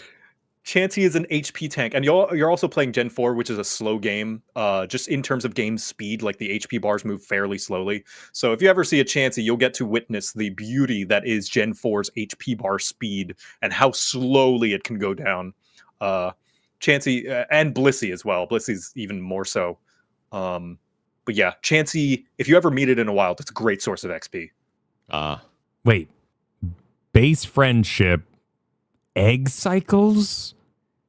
Yes. Okay. So friendship is another mechanic in the game. Egg cycle is basically around how many steps it takes for an egg of that species to hatch. Okay. Okay. Yeah. And and friendship is another stat, an invisible stat tied to the Pokemon based on how much you use items on it, how often you throw it as the first one in battle, how frequently it faints, which is only going to happen once, how often you put it in the box. If you put it in the box, its happiness goes down. It does just naturally passively go up as you walk around with the Pokemon in your party. Right, it has to be out, like it's happier when it's Pikachuing around with you. Yeah, yeah. It doesn't even need to be in the first member in your party while you're walking around. Just if it's in your party and you're walking around, it'll be happy. And it's tied. Some Pokemon evolve based on their happiness. Some Pokemon, there are some moves tied to happiness, most notably Return and Frustration, which you can see on my little blackboard right there. You can see happiness, Return and Frustration. So they won't follow your orders as well. That is not going to be relevant. No, you don't need to worry about that. That's only based on like traded Pokemon and gym badges. Happiness is a separate thing. Okay. So the moves Return and Frustration. The move Return increases its base power based on how happy the Pokemon is, and Frustration increases its base power based on how low their happiness is. So some people would prefer to use Frustration, and it's a good storytelling tool as well. Like some villains will have Frustration on their Pokemon, and it's like, oh man, this Pokemon hates their owner. Oh, that's neat. I'm trying to understand how the health moves differently in 4. And Stag in chat saying, in Gen 4, the HP bar movement is fixed. It decreases 1-to-1 with the HP lost rather than the percentage. Yes. I don't think I understand that. So what that means is if they have more HP and their HP is going to go down slower on the bar, even though the bar is the same size based on whatever Pokemon. So like a Pokemon with 10 HP and a Pokemon with 100 HP are going to have the same sized bar, but they're going to move at different rates to indicate one, going down proportionally to its HP. So like a smaller HP bar is going to go down slower, or rather a smaller HP bar is going to go down faster. Right. Does that make sense? Yeah, it does. I guess I don't understand why that needs to be explained. Because that's not the case in other Pokemon games. The HP bar goes down at a fixed rate based on percentage, which makes it, it's just a minor speed thing based on Gen 4. You'll notice it if you ever fight a Chansey or a Blissey, you'll notice. Actually, let me find you a meme video. Let's see. Oh, is it literally just the animation of the bar moving is the problem? Correct. What advantage would that have? Or no impact? advantage. It's just a quirk. Yeah, it just means like your combat's going to take longer. And Yeah. Pokemon games it's just so much combat. So stuff Yeah. like that is notable, which is why like you want to speed up text chat. Here's a video called "This Video Ends When Blissey Dies," and you'll notice it's 2 minutes. Okay, now I get it. Okay. Now I get it. Celeste, thanks for the super. Giving an example of dumb ways to lose encounters in Nuzlocke. Said, as an example, I ran into a level 7 Lugia in Dark Cave, and it whirlwinded my Pokemon away. So no encounter for that. Yep. I like that because you're just naturally having a small party would be just as fun as having a big party. I understand the strategical impact of it, but I like that drama. Mm-hmm. I mean, yeah, that's like what makes it fun to do something like this publicly, because it like there's a spectator sport aspect to it. Like it's like why I watch Nuzlocke every once in a while. Like they're fun to watch. Yeah. So in this example poll with the Chimchar, the Happiny, and the Pillup, which one would you go with? It depends. I'm not too familiar with the gym leader type layout in Johto, so it all depends. Like in Sinnoh, the regions in which these two starters originate from, Chimchar is an easy pick just because fire types are rare there, and it also just it's just got a really good stat spread and move pool and just bodies most of that generation's gyms. That said, with Johto, I'm not familiar with Johto, so I think either one, they're both pretty decent Pokemon in their own right, and I think you'll have a decent time with either one if the game is generous and doesn't send you, a legendary suddenly. It's hard to again in a everything randomized experience too. It's like your knowledge of the gyms isn't worth a whole lot. I would say Piplup is probably the safer choice, just because water is a safer defensive type to be, and it can be decently tanky, which is important for a Nuzlocke. Chimchar is a glass cannon, so it's a bit of a gamble where, like, if you don't kill on your first hit, you're probably gonna die. When testing out the hardware, I got a horsey and had bubble, and I walked into a bush and I met a Paris. Oh, and it said Paris's skin is so dry your bubble does nothing. Oh, why did that happen? And is there anything I can do about that? So that happened because there are these things called abilities, which every Pokemon has a passive ability that does something either when they're out on the field or when you send them out, or various different things. And in that case, that's your encounter for that route. That sucks. I think general Pokemon Nuzlocke rules is that, that sucks, but that's the luck of the draw of that route. And you better catch, if you want a Pokemon, you better go to the next route and hope that one doesn't have dry skin. I had another move. I think it was Screech. That might be but it was one of those passive, like, leering kind of things. Right. Could I leer that Paris into submission for catching? Would that help at all? Or do I have to reduce health? So it's early on. Status, but leer, I don't believe affects status. No, you couldn't. But the thing is, you could just, it's such a low level Pokemon and such a weak catch rate that you could have just chucked Pokeballs at it and you would have likely still had a high chance to catch it even at full health. Okay. Yeah, you don't have to damage Pokemon particularly. Yeah, it just makes it easier. Low catch rate Pokemon, but it becomes a lot easier. You could also stall until it runs out of PP on its moves and struggles to lower its own health.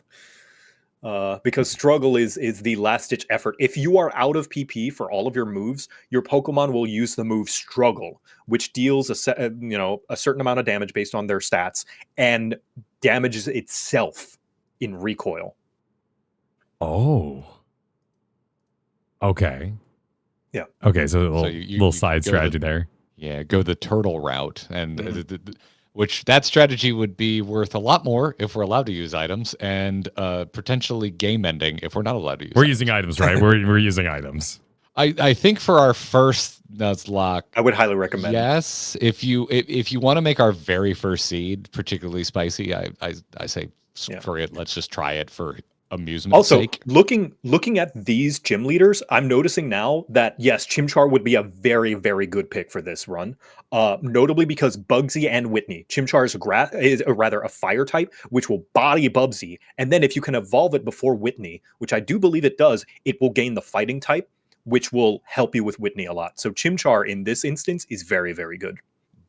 But we're randomizing gym leaders warband, right? Right. So they wouldn't have that, but that's an interesting note for the sort of Yeah, Nuzlocke atmosphere. Mhm. Yeah, not to present a bunch of factors and then say, they don't matter, but it's an interesting strategy discussion to have. No, for sure, yeah. And the penguin there, I've already forgotten their name, Mhm. was Water and Steel, right? They had Water and Steel in its final evolution, which you probably wouldn't get to until after Chuck. So you wouldn't have to worry about Chuck, beating up your water type. So in that sense, like, I don't think there's much you need to worry about here. Like, it would be a fine type. It is not weak to any of these gym leaders. So it would be like good in that sense. Decent. Okay. Interesting. Right. Understood. Good. Yeah, exactly. Miltank will still win, I bet. Oh yeah, Miltank's got rollout, which is a rock type move, which will absolutely mess up any fire types. Although it will have fighting types, so it'll neutral out. But still, rollout is a killer. Yeah, I can see how your fire monkey would die. Yeah. Yeah, I can see how there would be a lot of factors of I think I'm perfectly safe with this water type into a fighting type, but they suddenly have a, to me, unknown grass type tied to them and use that obscure grass type move, and now my Pokemon is defeated. So perhaps, maybe you guys randomize based on theme for that, just to ease you in. Could consider it. Yeah, it could be an consider option. Could be an option. In the consider It at least allows you to strategize a bit rather than being completely to the whims of RNG. Yeah, I guess as long as you have like a team with the random, it should give you a team that's diverse enough. You should be able to face anything. Unfortunately, Kyle, that's not how random works. That's That's not how random works, sadly. Random, because you only people get, think random is evenly spread, but no, there's clumps. No, there's that's always true. clumps. DLT Kai in chat is asking if evolutions are also randomized. No, we're not doing that. Oh, like much it would random. evolve into something else. Yeah, Yeah, it's a completely different Pokemon. That is an option. That is an option with Infinite randomizers. evolution. if it kept its moves, but that just sounds insane because then you might have a psychic move now on a water type, and would that actually matter if they weren't typed to the type of attack they were Somewhat, doing? yes. So, as you may see on the board next to me, there's this thing called Stab. It stands for Same Type Attack Bonus, Okay. and it's a way to promote your Pokemon to use types, use moves of its same type. Now, it's not a huge deal, but it can make a difference. It made a huge difference in my playthrough of Soul Silver. Yeah. Stab was almost always worth taking into account. Yes, absolutely. Basically, if you use a move that is the same type as the Pokemon using it, it gains a 10% boost in power. So Just 10? I thought it was more than that. Oh no, 50. My bad. 50. Yeah, way Yeah. more. Yeah, 1.5 times damage. Yeah, so big. Yeah, not 10. I Yeah. don't know why I thought 10. 50% damage boost. Yeah, that is significant. That's almost a super effective. Like it's close. Yeah, which I really enjoyed in my base naked playthrough of Soul Silver because it meant I wasn't feeling as I didn't seem as necessary to constantly be swapping Pokemon out as long as the matchup wasn't just straight up bad. If I had my Feraligatr out, as long as my the opposing Pokemon could receive damage from water and it wasn't extremely diminished or straight up immune.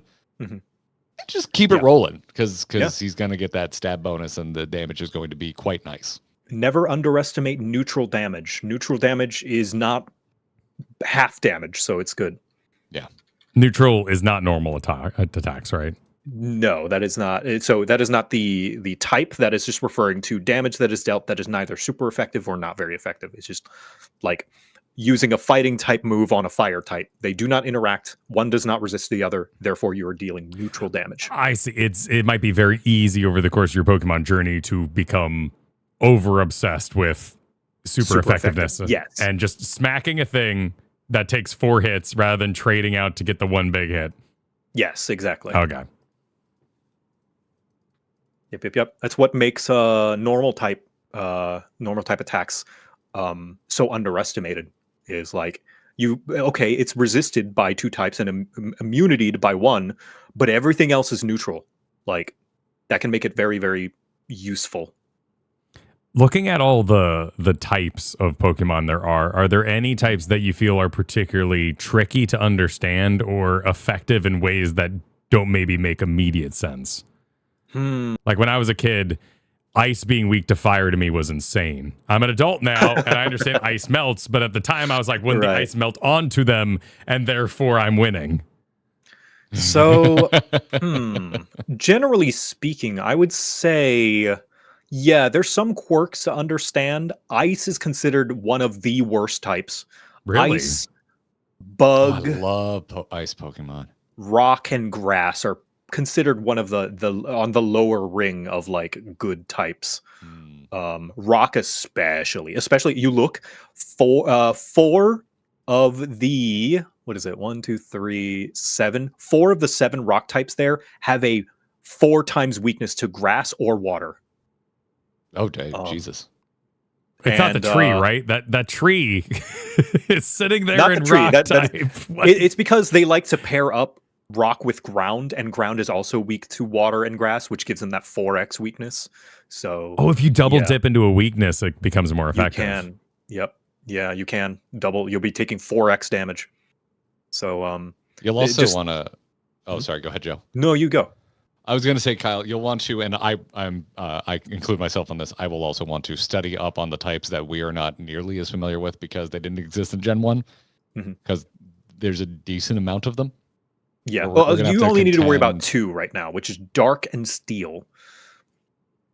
I don't think Fairy was a type in Gen 1 either. Yeah, it was with but it's not in Gen 4. It was introduced in Gen 6, so you don't need to worry about Fairy. Wait, Clefairy wasn't a fairy? I guess they were just normal.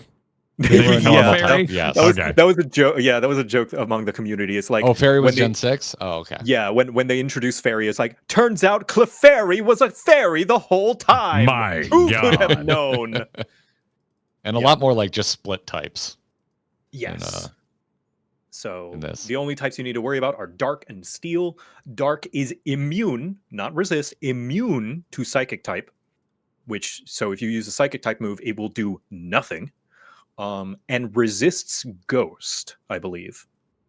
And other Dark, I think. I don't remember one Dark type. It's been a little while. Yeah, they're really good against Psychic. I think Dark is not effective against fighting. Like not very effective. Yes, correct. Okay, so Dark does not interact with other Dark, so they are neutral to each other. It is immune to Psychic, and it is weak to fighting and Bug.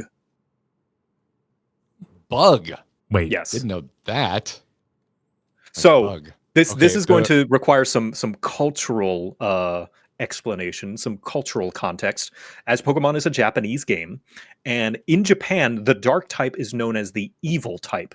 It is associated with underhanded tactics, cheating, dirty fighting, not darkness. That is a common misconception that some people think. It's like, oh, darkness, like the blackness of night, right? It's like, no, it's moves like bite, thief, fling, where you throw the held item at the other Pokemon.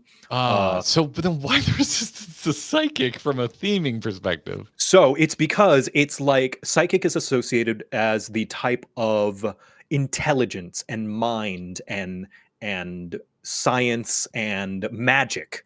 So if someone is trying to be smart and intelligent, someone maybe doing a tricky move that's underhanded might trip them up a bit because they're expecting an honorable fight. The nerd versus the bully, essentially. Okay. Yeah.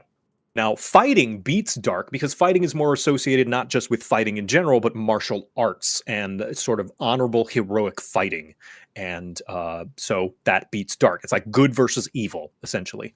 Okay. The reason why Bug beats Dark is, again, that cultural context that bugs and insects and insect fighting in Japan, the origins as to why Pokemon came to be, are considered a sort of honorable duel. They'll take 2 beetles, put them in a ring, and fight each other.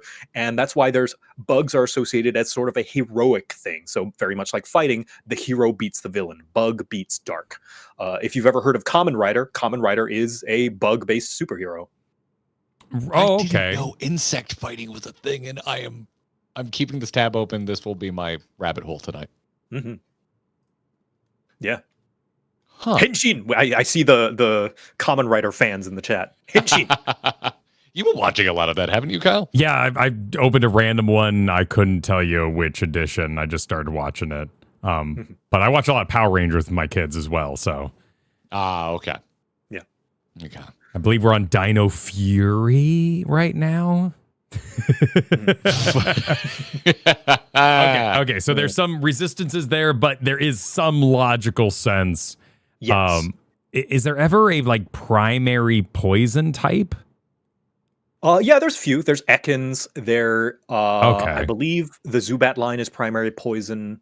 A lot of them are hybrids. You will be hard pressed to find a pure poison type.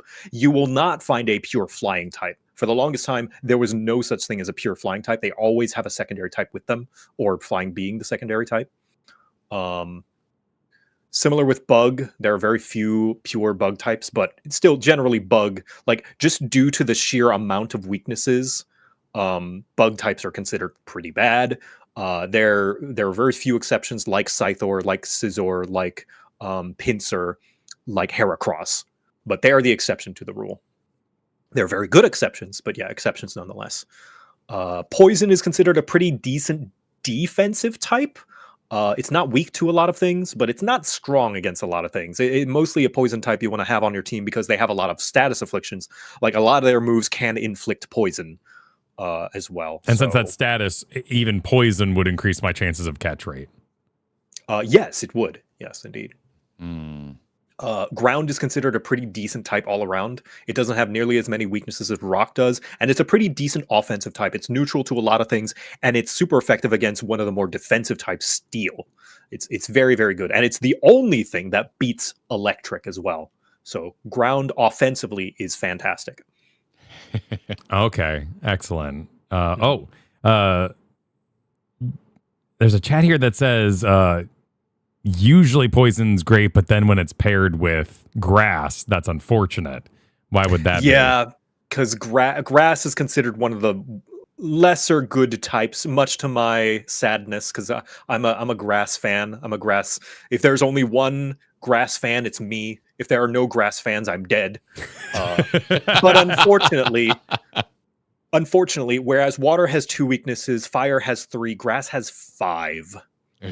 What? Okay, fire makes sense. What else can we do to pour grass? Flying. That's going all the way back to Gen 1. Yeah. Birds make nests out of trees and grass and branches. Also, poison type is super effective against grass. Bug type, because they eat grass. They eat grass and ice. Ice type. Oh, okay. Freezes over. Those make enough sense. Yeah. Nature's fragile, man. That's why we got to protect it. Yeah. The benefits are that a lot of grass-type Pokemon learn a lot of status moves. Spore moves are very, very powerful and useful. Although they don't hit all the time, they are notably one of the few other types beyond electric types. I think they are kind of the only associated type that can paralyze without needing an electric type move. It is, and that's one of the other statuses. Yeah, it's one of the reasons I'm such a Butterfree stan, because Butterfree can learn a lot of powders. Yeah, powder moves are great. Yeah. So I wouldn't say that trade-off makes them worth it, but yeah, grass types are going to struggle a bit. They struggled quite a bit up until, I think, Gen 6 or Gen 7, when they finally got like good movesets and abilities. Yeah. I don't defend all grass Pokemon, but I am with everyone chanting for Venusaur in chat. Venusaur needs more, more respect. I feel like the Bulbasaur line always plays third fiddle to Squirtle and Charmander, even though I am a Squirtle player. I think it's also just raw size. He's just so big. You can't really. Such a chunk. Mm-hmm. Yeah. All right. Fresh pool challenge for you, JoCat. All right. Here it comes. Okay. All right. We got a Drowsy. All right. Drowsy's that's okay. Terrible. Bronzor's pretty good. What the shit is Bronzor? It's like a clock. It's like a bronze clock, and it turns into a big bell. Actually, why would that a be bronze good? plate, rather. It's a plate. He's bad. steel type. He's got that. He is steel type. Oh, and psychic. Steel psychic. Now, here's the cool thing about Bronzor. Bronzor is a fantastic, like defensive Pokemon because it has 2 possible abilities you can get. One is Levitate, which makes it immune to ground type moves, which eliminates one of Steel's weaknesses, leaving only its weakness being fire. Or its other ability, which reduces the damage it takes from fire type moves, which makes its only real weakness ground. So Bronzor is fantastic. It is going to survive. Bronzor is a survivor Pokemon. Dang. All right, chat, if you're going to join us and watch tomorrow, I need you to make yourself known if you have this level of knowledge, because we need to like whitelist or like make a note about your names so that when we see a suggestion from folks that know what they're talking about, we know to listen to you.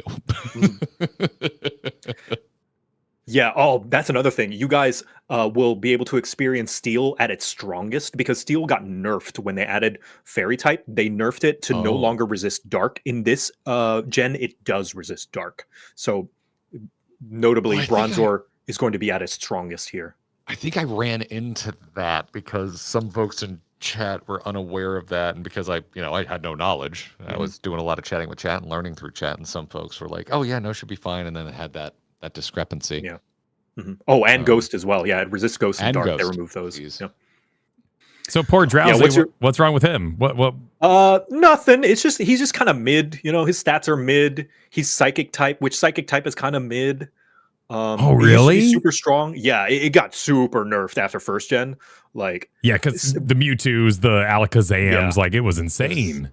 It was amazing for sure. In Gen 1, and it's why I'm such a Psychic fan. In fact, Dark type is a direct response to its power in first gen. Like they fixed the bug where Psychic type was powerful against Bug type, I think it was, instead of the other way around. So it has its proper weakness to Bug type, as it should. But also Dark type exists now, which just hard walls Psychic. Okay. All right. So what's your Ghost? Sorry, my mistake. Ghost type was the bug. Ghost type moves. Ghost types were weak to Psychic. Now they are strong against Psychic. They don't resist it, but they are strong. Oh, Aeron. Okay, Aeron's an interesting thing. A for Aeron. Who is Aeron? Aeron. You know, Aaron. Yeah, Aaron. Aaron is it's a toss up. It's a decent Pokemon. It's rock and steel, which makes it quad weak to fighting and ground. But that is a pretty decent. It's a decently defensive Pokemon. It is a very decently defensive type.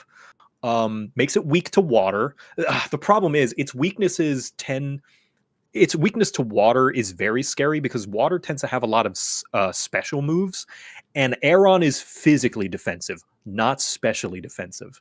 So if you encounter a water type, you are just as likely to die in one hit as you are if you encounter a fighting or ground type. Yeah, let's take a look at those base stats here. Yeah, defense 100, special defense 40. Yeah. So wait, is that Aeron's base defense 100? Base defense is 100. Holy shit! Yeah, that's a tanky. That's a tanky Pokemon. Yeah, that'll put up a fight against some normal types. Yeah, if it weren't for the fact that it was a randomizer, I would say this is a fantastic early game Pokemon because most early game Pokemon are physically attacking and not special. But who knows what you'll encounter? I would also, say this Pokemon does have 2 evolutions, Kyle. It does, yes. Aggron.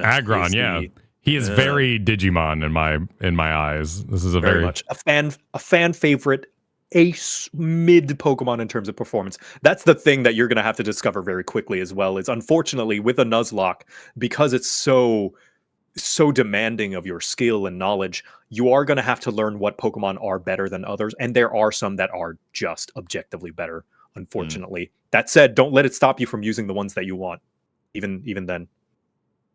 All right, we start a new channel in Discord, Kyle. All right, we name it the Red Telephone. And everyone we trust to have good Pokemon knowledge gets access to that channel. The approved Pokemon room. We keep it up all stream. We did that, Joe, for our Savage run, where we got together a Discord channel. You had to ask to be in there, so at least there was like that. I'm putting my name on the line, and if someone starts proving they are deserving to be in there, it's kind of like you put yourself in here, energy. So maybe that would be the right call. Maybe we make a Pokemon room and say, just message me. I'll put you in here, and you can be in that lifeline quality. Yeah. I think that would be good. Just getting a reservoir of knowledge generally of people's assessment for each Pokemon and how much worth they're putting on the team.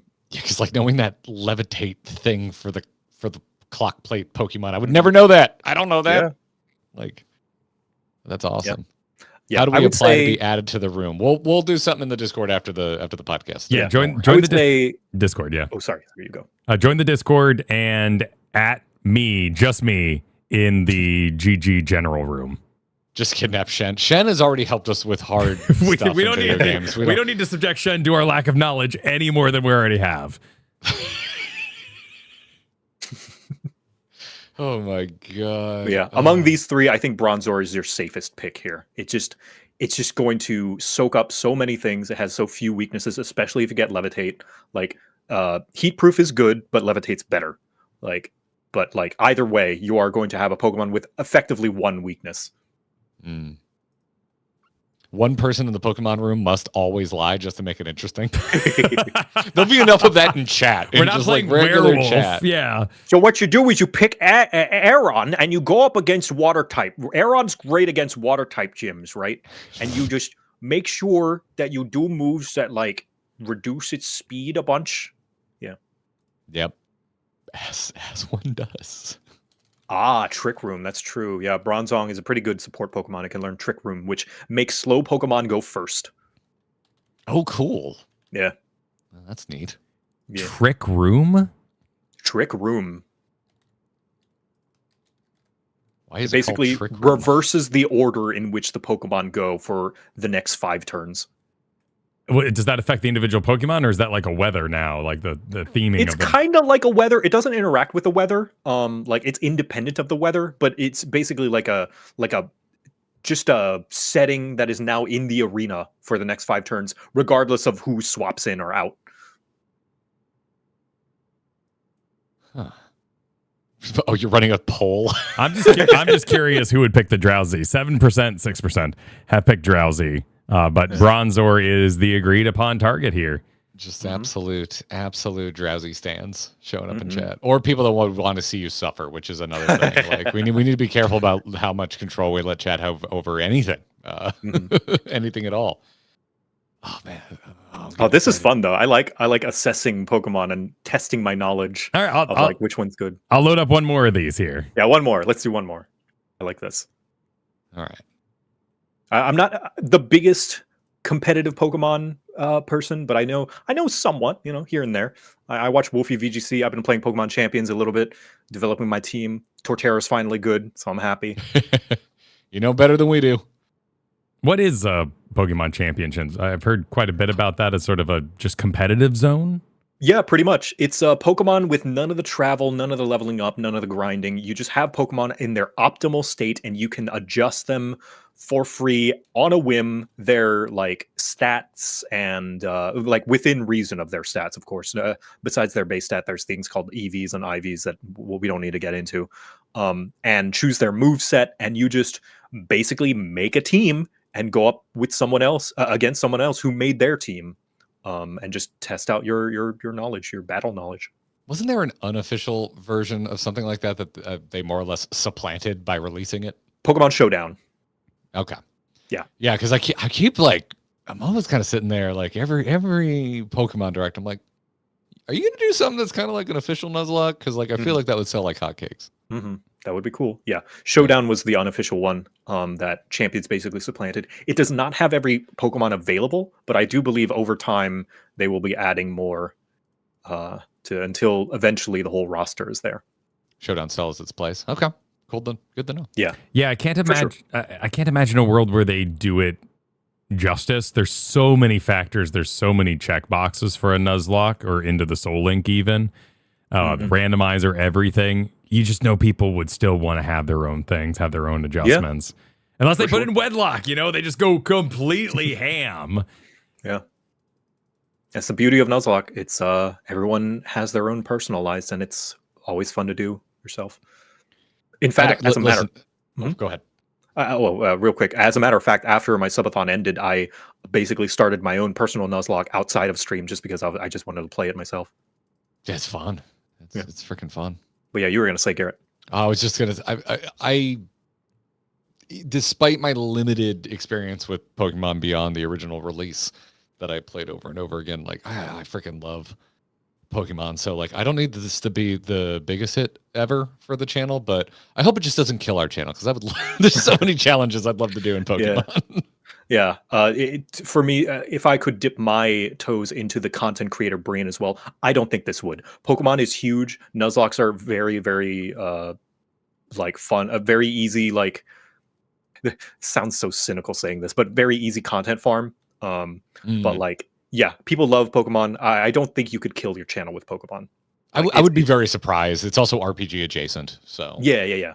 Very much so. But yeah, I was just like, gosh, yes, it's one of those things like I wanted to get back into for a long time. It's a big, just kind of like not misconnection, but like an old flame that I haven't dug back into. Same. I really should thank you guys as well. Like your talk with me, Garrett, like almost last year now. It's been a while, yeah. Has sparked a little bit of interest in me, and now I'm back on the Pokemon kick again because I'll admit I was one of the kind of larger, more proponent critics. Maybe not publicly, like I didn't make any content about it, but very much had my gripes with the direction Pokemon was going and the lack of kind of quality control. But you know what I did? I took a break. I was like, well, the game's not doing it for me, so I'm just not going to play. And it's just that easy sometimes. And sometimes that's all it takes for the spark to come back, is just taking a break. Like now I'm back into Pokemon. I'm happy to come and play it, even though I still feel as though the games are not doing as good as they should be. Like they're not doing the things that I still feel like they could be doing, regardless of the reasons why. But like a healthy amount of emotional distance, I think, has allowed me to get back into the game and enjoy them innocently again. There's a lot of reasons that we like you and we like spending time with you. But that is one of the many reasons. Like, the fact that because I definitely picked that up when we had our last talk, which was a video, not a podcast, by the way. So folks, if this is piquing your interest and you want to go back and find this, when the heck did I release that video? That would have been last summer. It was almost a full year, I believe. Yeah, August 6th of 2025. Wow. So that's around the corner. Find that video. It's me and Joe basically doing what you're doing today. But maybe even more introductory because I was just flying so blind. But it was a good chat. I really freaking enjoyed it, and I tried to make it look like we were hanging out in two Poke Centers, so it was cute. Yeah. But yeah, I had a very good time with it. Oh, thanks, I appreciate that. And times two to the sometimes just take a break. It's a big. There's like also all sorts of reasons that we pace ourselves with like Final Fantasy 14 content. Initially, it was just because it took so much time to make videos back when we were starting with 14, and now that we're coming out of 4 years of being pretty deep into Final Fantasy 14, like it helps not make us grumpy. Absolutely. Like when one game doesn't have to do everything for you, you tend to like them more. It's also so unfair to compare a game without the passage of time, being in that wild content creator time warp of, I'll just go on to the next one. They were 4 years apart. There were advances in technology, culturally. We all had different thoughts in our minds and just dive straight into the next one. Feels insane. And then your brain naturally starts being like, well, I mean, I did have lasagna last night, so this spaghetti tonight really isn't cutting it. Well, that was the thing with our initial playthrough of Final Fantasy 14. We got accused of stalling, and I'm just like, I need a little break between expansions to kind of like let it simmer, let it lay. Take your time, except when I'm watching you. Exactly. I mean, this is fair. You're watching a stream. They decided to stream it. Give them some heat. But yeah. God, I for some reason I thought my silver playthrough was the winter break play, but no, that was your summer break where I was covering while you were gone, Kyle. So yeah, we're coming up on a year of that. Jesus. Wow. I'm talking to Mom. You want to end the show and we'll keep this after show content. We'll do this real business. Like, well, yeah, start talking about where we can find JoCat, where we can follow JoCat. So for the for the podcast record, you want to bring the show to an end, and then for the live stream, we'll do another. The live stream can see one more starter. Yeah, look at that. Okay, all right. Mom's got a lot to say here. You know, she wants to make sure I had breakfast before I leave. Okay, all right, sounds good. So, well, Joe, thanks again for joining us and teaching us real good. Like, where can folks find you on the internet? Thank you for having me. I love talking about Pokemon. You can find me at JoCat everywhere at JoCat, JoCat.net, Blue Sky, JoCat.net, YouTube at JoCat, Twitch at JoCat. I will be playing more Pokemon, not anytime soon. So watch these guys if you want that Pokemon like hit in the meantime. Because I did do a Nuzlocke of my own for Emerald during my subathon, but that's taken a break until I can finish up a few more videos to release on my channel. And and if anyone's, I want to shout out a different channel called Flygon HG. If anybody wants to watch other Nuzlocke challenges, he does lots of gimmick Nuzlockes, like only using grass types, only using pink Pokemon. He recently did a Nuzlocke where he only uses Pokemon that evolve from evolutionary stones. So like your Flareons, your Jolteons, your Breloons. Sorry, not Breloom. The Vileplumes. Yeah, the ones that can only evolve using. Yeah. Flygon's great. But yeah, thank you for having me. Thanks for joining us, and to everyone else, you should know where to find us by now. But if you're listening on audio podcast, make sure you look us up on YouTube as well. Just search for Grinding Gear. You'll find me and Kyle making YouTube faces over there. Or face replaced Pokemon art, which is what I did today. So, that was nice. I love what you did to me. It looks great. Oh, thank you. It's mostly just a repaint. I barely drew, just a little bit for the faces. I think it looks good. Oh, thank you, Joe. But yeah, find us on YouTube. Check out our Patreon over at supportourbromance.com. Huge thanks to everyone supporting us over there.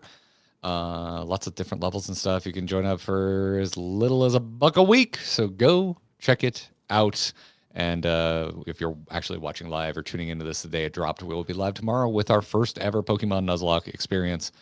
Thanks again, everybody. If you're on live, stick around. We're going to do another Joe ranks these 3 starters. Sick. Let me back that up real fast, and then we can. All right, then we'll open this Pokeball. Mm-hmm. Yeah. Let me just make sure that this is exported in case my recording software crashes, which is, of course, possible. It's so cool seeing like just the wealth of art that people do. Like Pokemon creators are so talented and get so invested in what they're doing. I really struggle to think like when we moved from Blizzard to 14, we definitely felt that like, wow, people really like just like skits and like exploring the lore in a more personal journey kind of way rather than being necessarily 100% correct. And looking at Pokemon content, people just love hearing people's adventures, like watching animations of people's different journeys, which Pokemon they fell in love with. Why is there a Captain America shield on what appears to be a squirrel? Well, hardcore snap lock. You know, I don't know. Banning half the Pokedex, no items, no over leveling. Yeah, I don't know. I don't know what. Maybe just like Pokemon that are like the characters from Marvel Snap. I don't know. That was crazy. Yeah. Now I'm starting to think our first Nuzlocke should have been Gen 1 because it's the only thing we have any knowledge of. No, man. I'm what I've learned from my kids is it's adapt or die.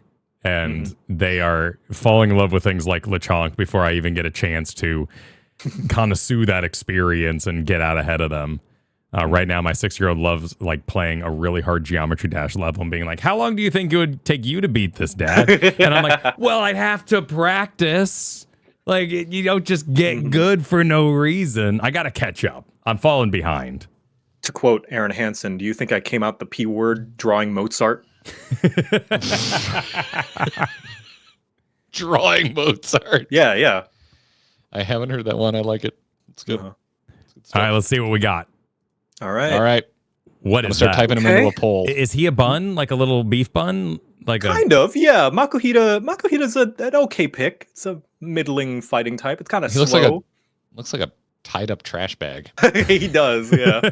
He's very cute. He turns into Hariyama. Hariyama's got some cool gimmicks. He can use a move called Belly Drum that halves your health but maxes out your attack stat for the battle. So he's also quite tanky. So you'll have a decent time with him.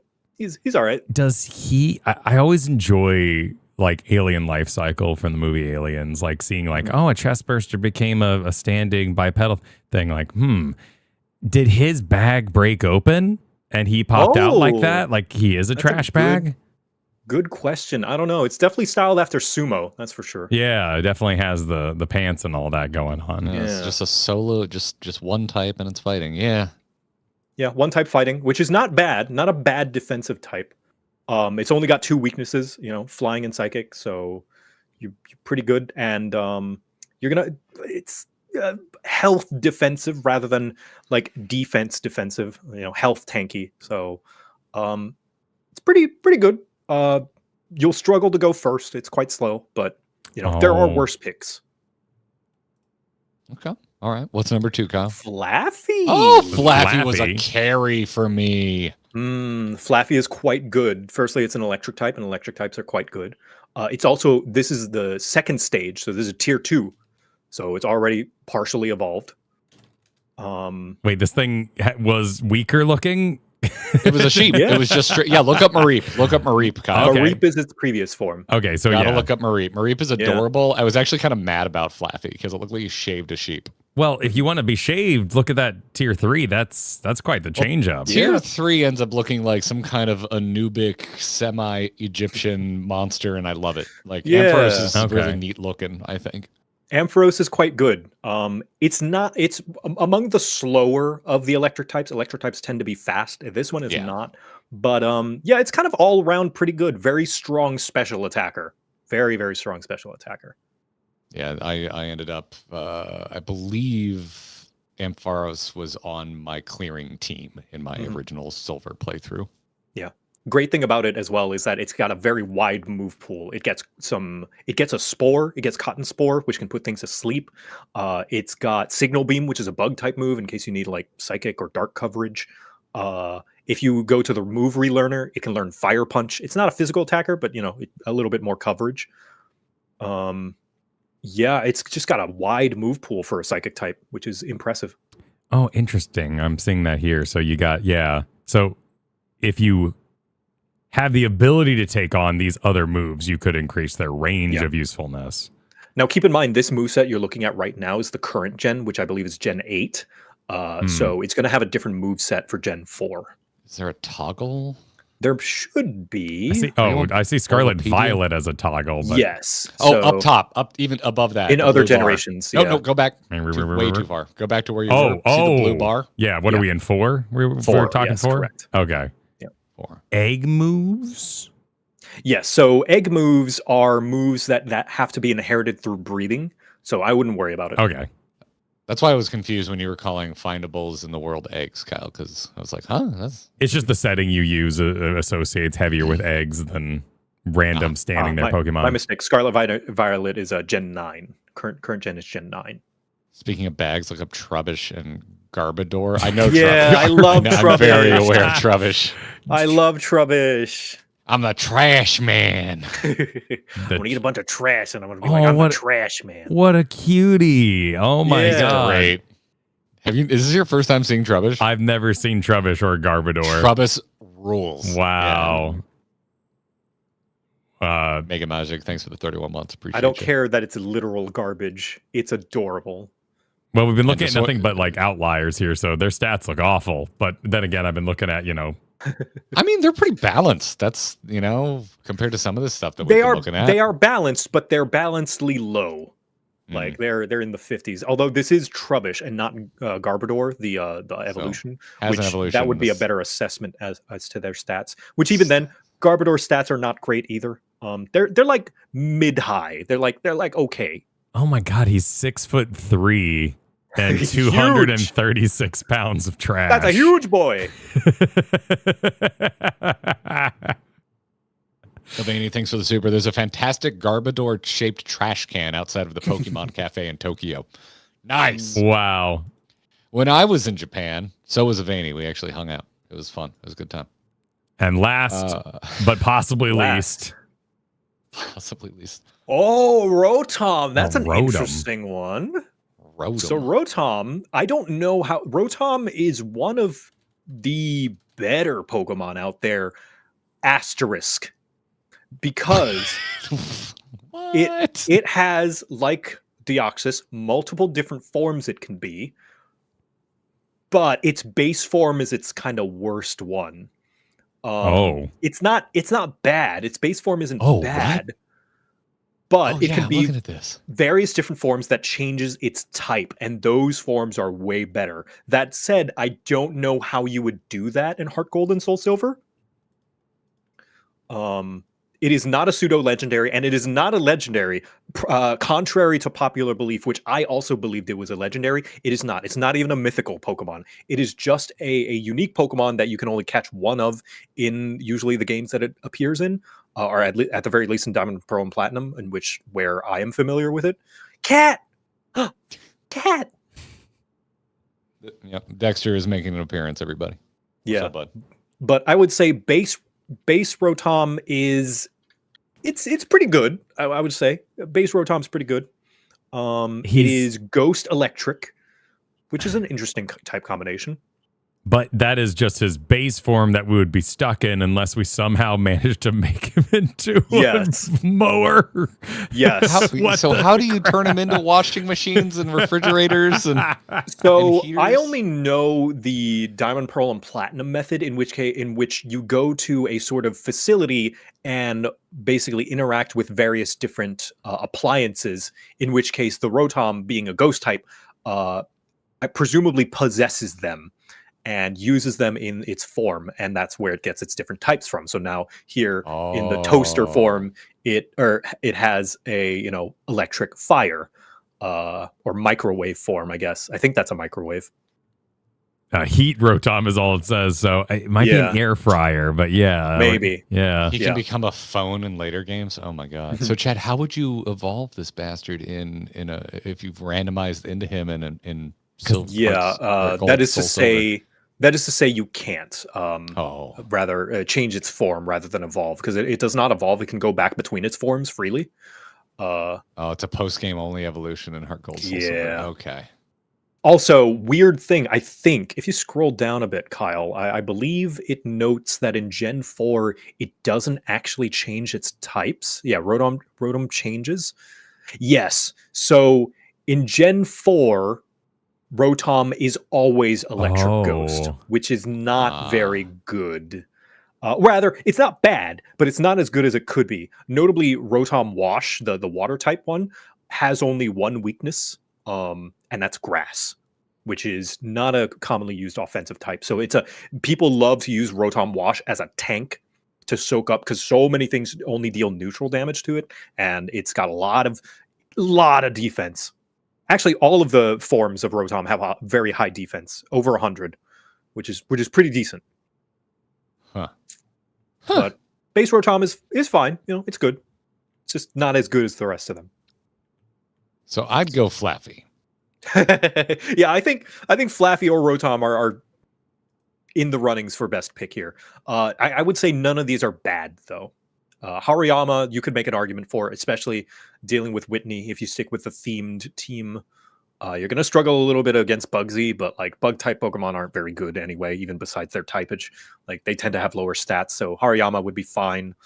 You will wipe the floor with the flying type gym, though, with either Flaffy or Rotom. If you want an easy time, electric type right in the pocket from the get-go, you're going to do great. Right, because when you're in the sky, you get hit by lightning easier. Yes, correct. Okay. And also birds sit on telephone poles and get zapped, I guess. You know what happens to a flying type when they get struck by lightning? Same thing that happens to everybody else. Exactly. Yeah. Thank you, Halle Berry Storm. Yes, exactly. Yeah, good. Oh, damn. Oh, well, this is fun, Joe. Thank you. Thank you for your time and information. Thank you for having me on and letting me nerd out about the information. I love sharing. Of course. If you just so happen to tune in and you're like, these morons, just call us. We'll pick up. We'll pick up and patch you in. I will do, but I also do love. I love seeing a struggle. I love it's like fresh. It's like you only get to see someone have their first time once, so it's like this is fresh. I'm reminiscing about my first time and learning and struggling. Oh yeah, so if at any point you tune in and you're like, I got a call, just call. We'll have Discord open. We'll answer. Stop us from our terrible mistake we're about to make. Will do. I appreciate that. Yeah. But well, Brad, dude, thanks again for joining us, and we'll talk soon. Yeah, I'll talk soon. Have fun with your Soul Link. Thank you very much. We will, and we might cry and scream and throw up. Oh, you will. You will. All right, Chad, we got a couple messages to catch up on. So, Joe, you're more than welcome to stick around for it, but we'll also give you your lead if you want to head out. Yeah, I'll stick around in case I have any more insight that I can give. We missed a message from Jasoni that mostly is just talking about Boba Fett. To think Jesse and James had a Boba Fett and still lost to Ash. Mm-hmm. Now that I know what a powerhouse Boba Fett is. Mm-hmm. Didn't they steal it though? When that count as like trading and making it grumpy and frustrated? Maybe. I don't know. I don't remember. Only if you don't have the badges, which I don't think they had them. So no. Yeah, you're right. Oh, they didn't have any badges. That's right. Yeah. Yeah, traded Pokemon will stop listening to you at certain levels if you don't have the high enough level gym badge. When I first bought Pokemon, a kid on the bus traded my Wartortle for a Rhydon. He was like, "Oh, I got a Rhydon for you. It's gonna be so much better than your Wartortle," and took my Wartortle. I didn't know. You got. And he not a good trade. He was level 50 and he wouldn't listen to me because I was just starting the game. So for my first full playthrough, I had no starter and a Rhydon that would not listen. A Rhydon that you could have caught yourself. Game. Yep, I did. Wow. I went the whole way. Well, joke's on that idiot. That kid didn't get Squirtle in his Pokedex. Oh, that's true. Oh, and breeding didn't exist back then either. So nope, he couldn't even breed one. Nope, just locked Dang. out. We'll never have Squirtle. Always be an empty slot. Don't know if it was mentioned, but a good rule for randomizer is the Dragon Rage rule, because at low level with sub 40 HP, it's a one-shot kill, said Game Maniac. Yes. Dragon Rage always deals 40 flat damage no matter what. Okay, let's add that to the potential rules. So if we meet a dragon and a dragon rages us, it doesn't count? Yeah, kind of for yeah. Again, I'm like, maybe we should just full send like a first run super hard, and if we die to stupid things, we can start adding house rule modifiers. That's what I'm kind of feeling. We'll have a list of quantifiers we can continue to add on. My biggest concern, just from a production standpoint, is like I just want it to be readable. I want the audience to know what's going on and not feel like constantly people are being like, what's the rules? Who's going? We'll have to like launch our own website just so people can quickly go check. Oh, don't worry. I did that, and they'll still ask. Fair. But yes, that would be good. Having a website ready, like for people to like look at and I don't know, pin the link so people can find it. That's very smart. Rogue Mage Supered, in more recent games, trainers don't have Pokedexes anymore. Instead, a Rotom possesses their smartphone and acts as your Siri, doing searches for you. That is correct. Yeah, I have mixed feelings about that.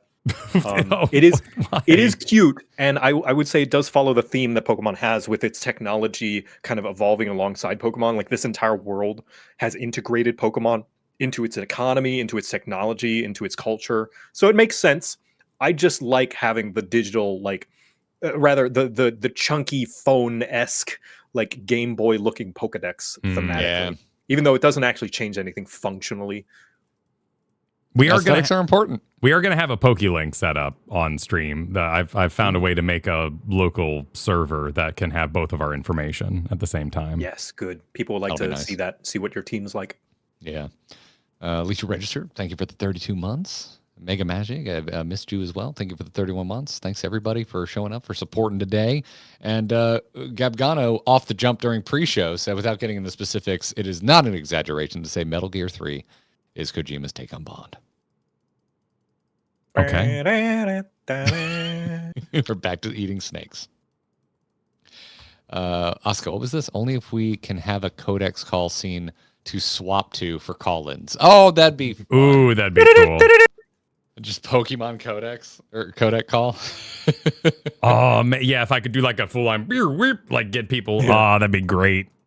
We just Snake, watch out! we just get a clip of Joe going, Garrett, Kyle, and then we play every time Oh we lose a man, run. we're so limited in our ability to use like plugins since we stream on YouTube. Yeah. You have some amazing pop-ups, Joe. Like your Thanks. your whole like membership thing you do, the Yeah. the That's neat. passport kind of system you have. So cool. Ekans.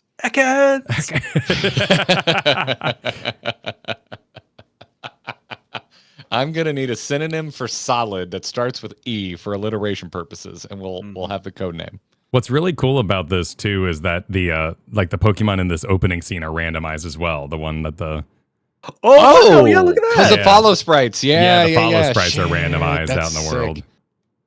Yeah, another reason silver and gold are goated. Agreed. Like some of the probably the best one of the best features it added to this game is just following Pokemon. Yeah, it's good stuff. Oh, rad. Well, sick, chat. We're going to go get the podcast posted. We will be back tomorrow with our first Nuzlocke adventure, starting a little later than we've been streaming lately because we've just been going hard. We've got so much stuff every There's a day. lot of setup for this too. I want to double check and make sure I have it all Yeah. online. So Yeah, so stream tomorrow will be kicking off at 1 p.m. Eastern time. So convert that as needed. But join us tomorrow and go watch JoCat. Go subscribe to JoCat everywhere. Thanks. Wait for those new videos. They're coming Behold. eventually. They're coming. all right, These things, they take time. Here's one for the road. Here's one for the road. All right. Oh, one for the road. One Oh for boy. the road. Pidgeot. Pidgeot! Idiot. Okay. Final evolve form. Gligar. All right. Gligar. Okay. Skeptile. Septile. Oh, Skep- wow. Okay.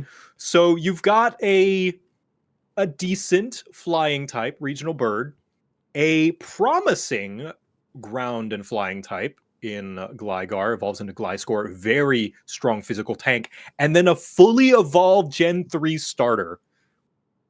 I think. Oh, is that what Subtile is? Okay. Yes, Septile is Gen 3 starter Hoenn, and it is fully evolved. Like, I think this is the clear pick.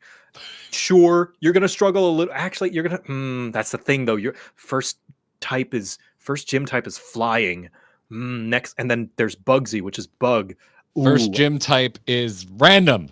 Oh, that's right. Never mind, it's random. Then yeah, Septile is the best pick here. Subtitle. All right, subtitle it is. Bye Subtitle. everybody. Yep. Bye everybody. See you tomorrow.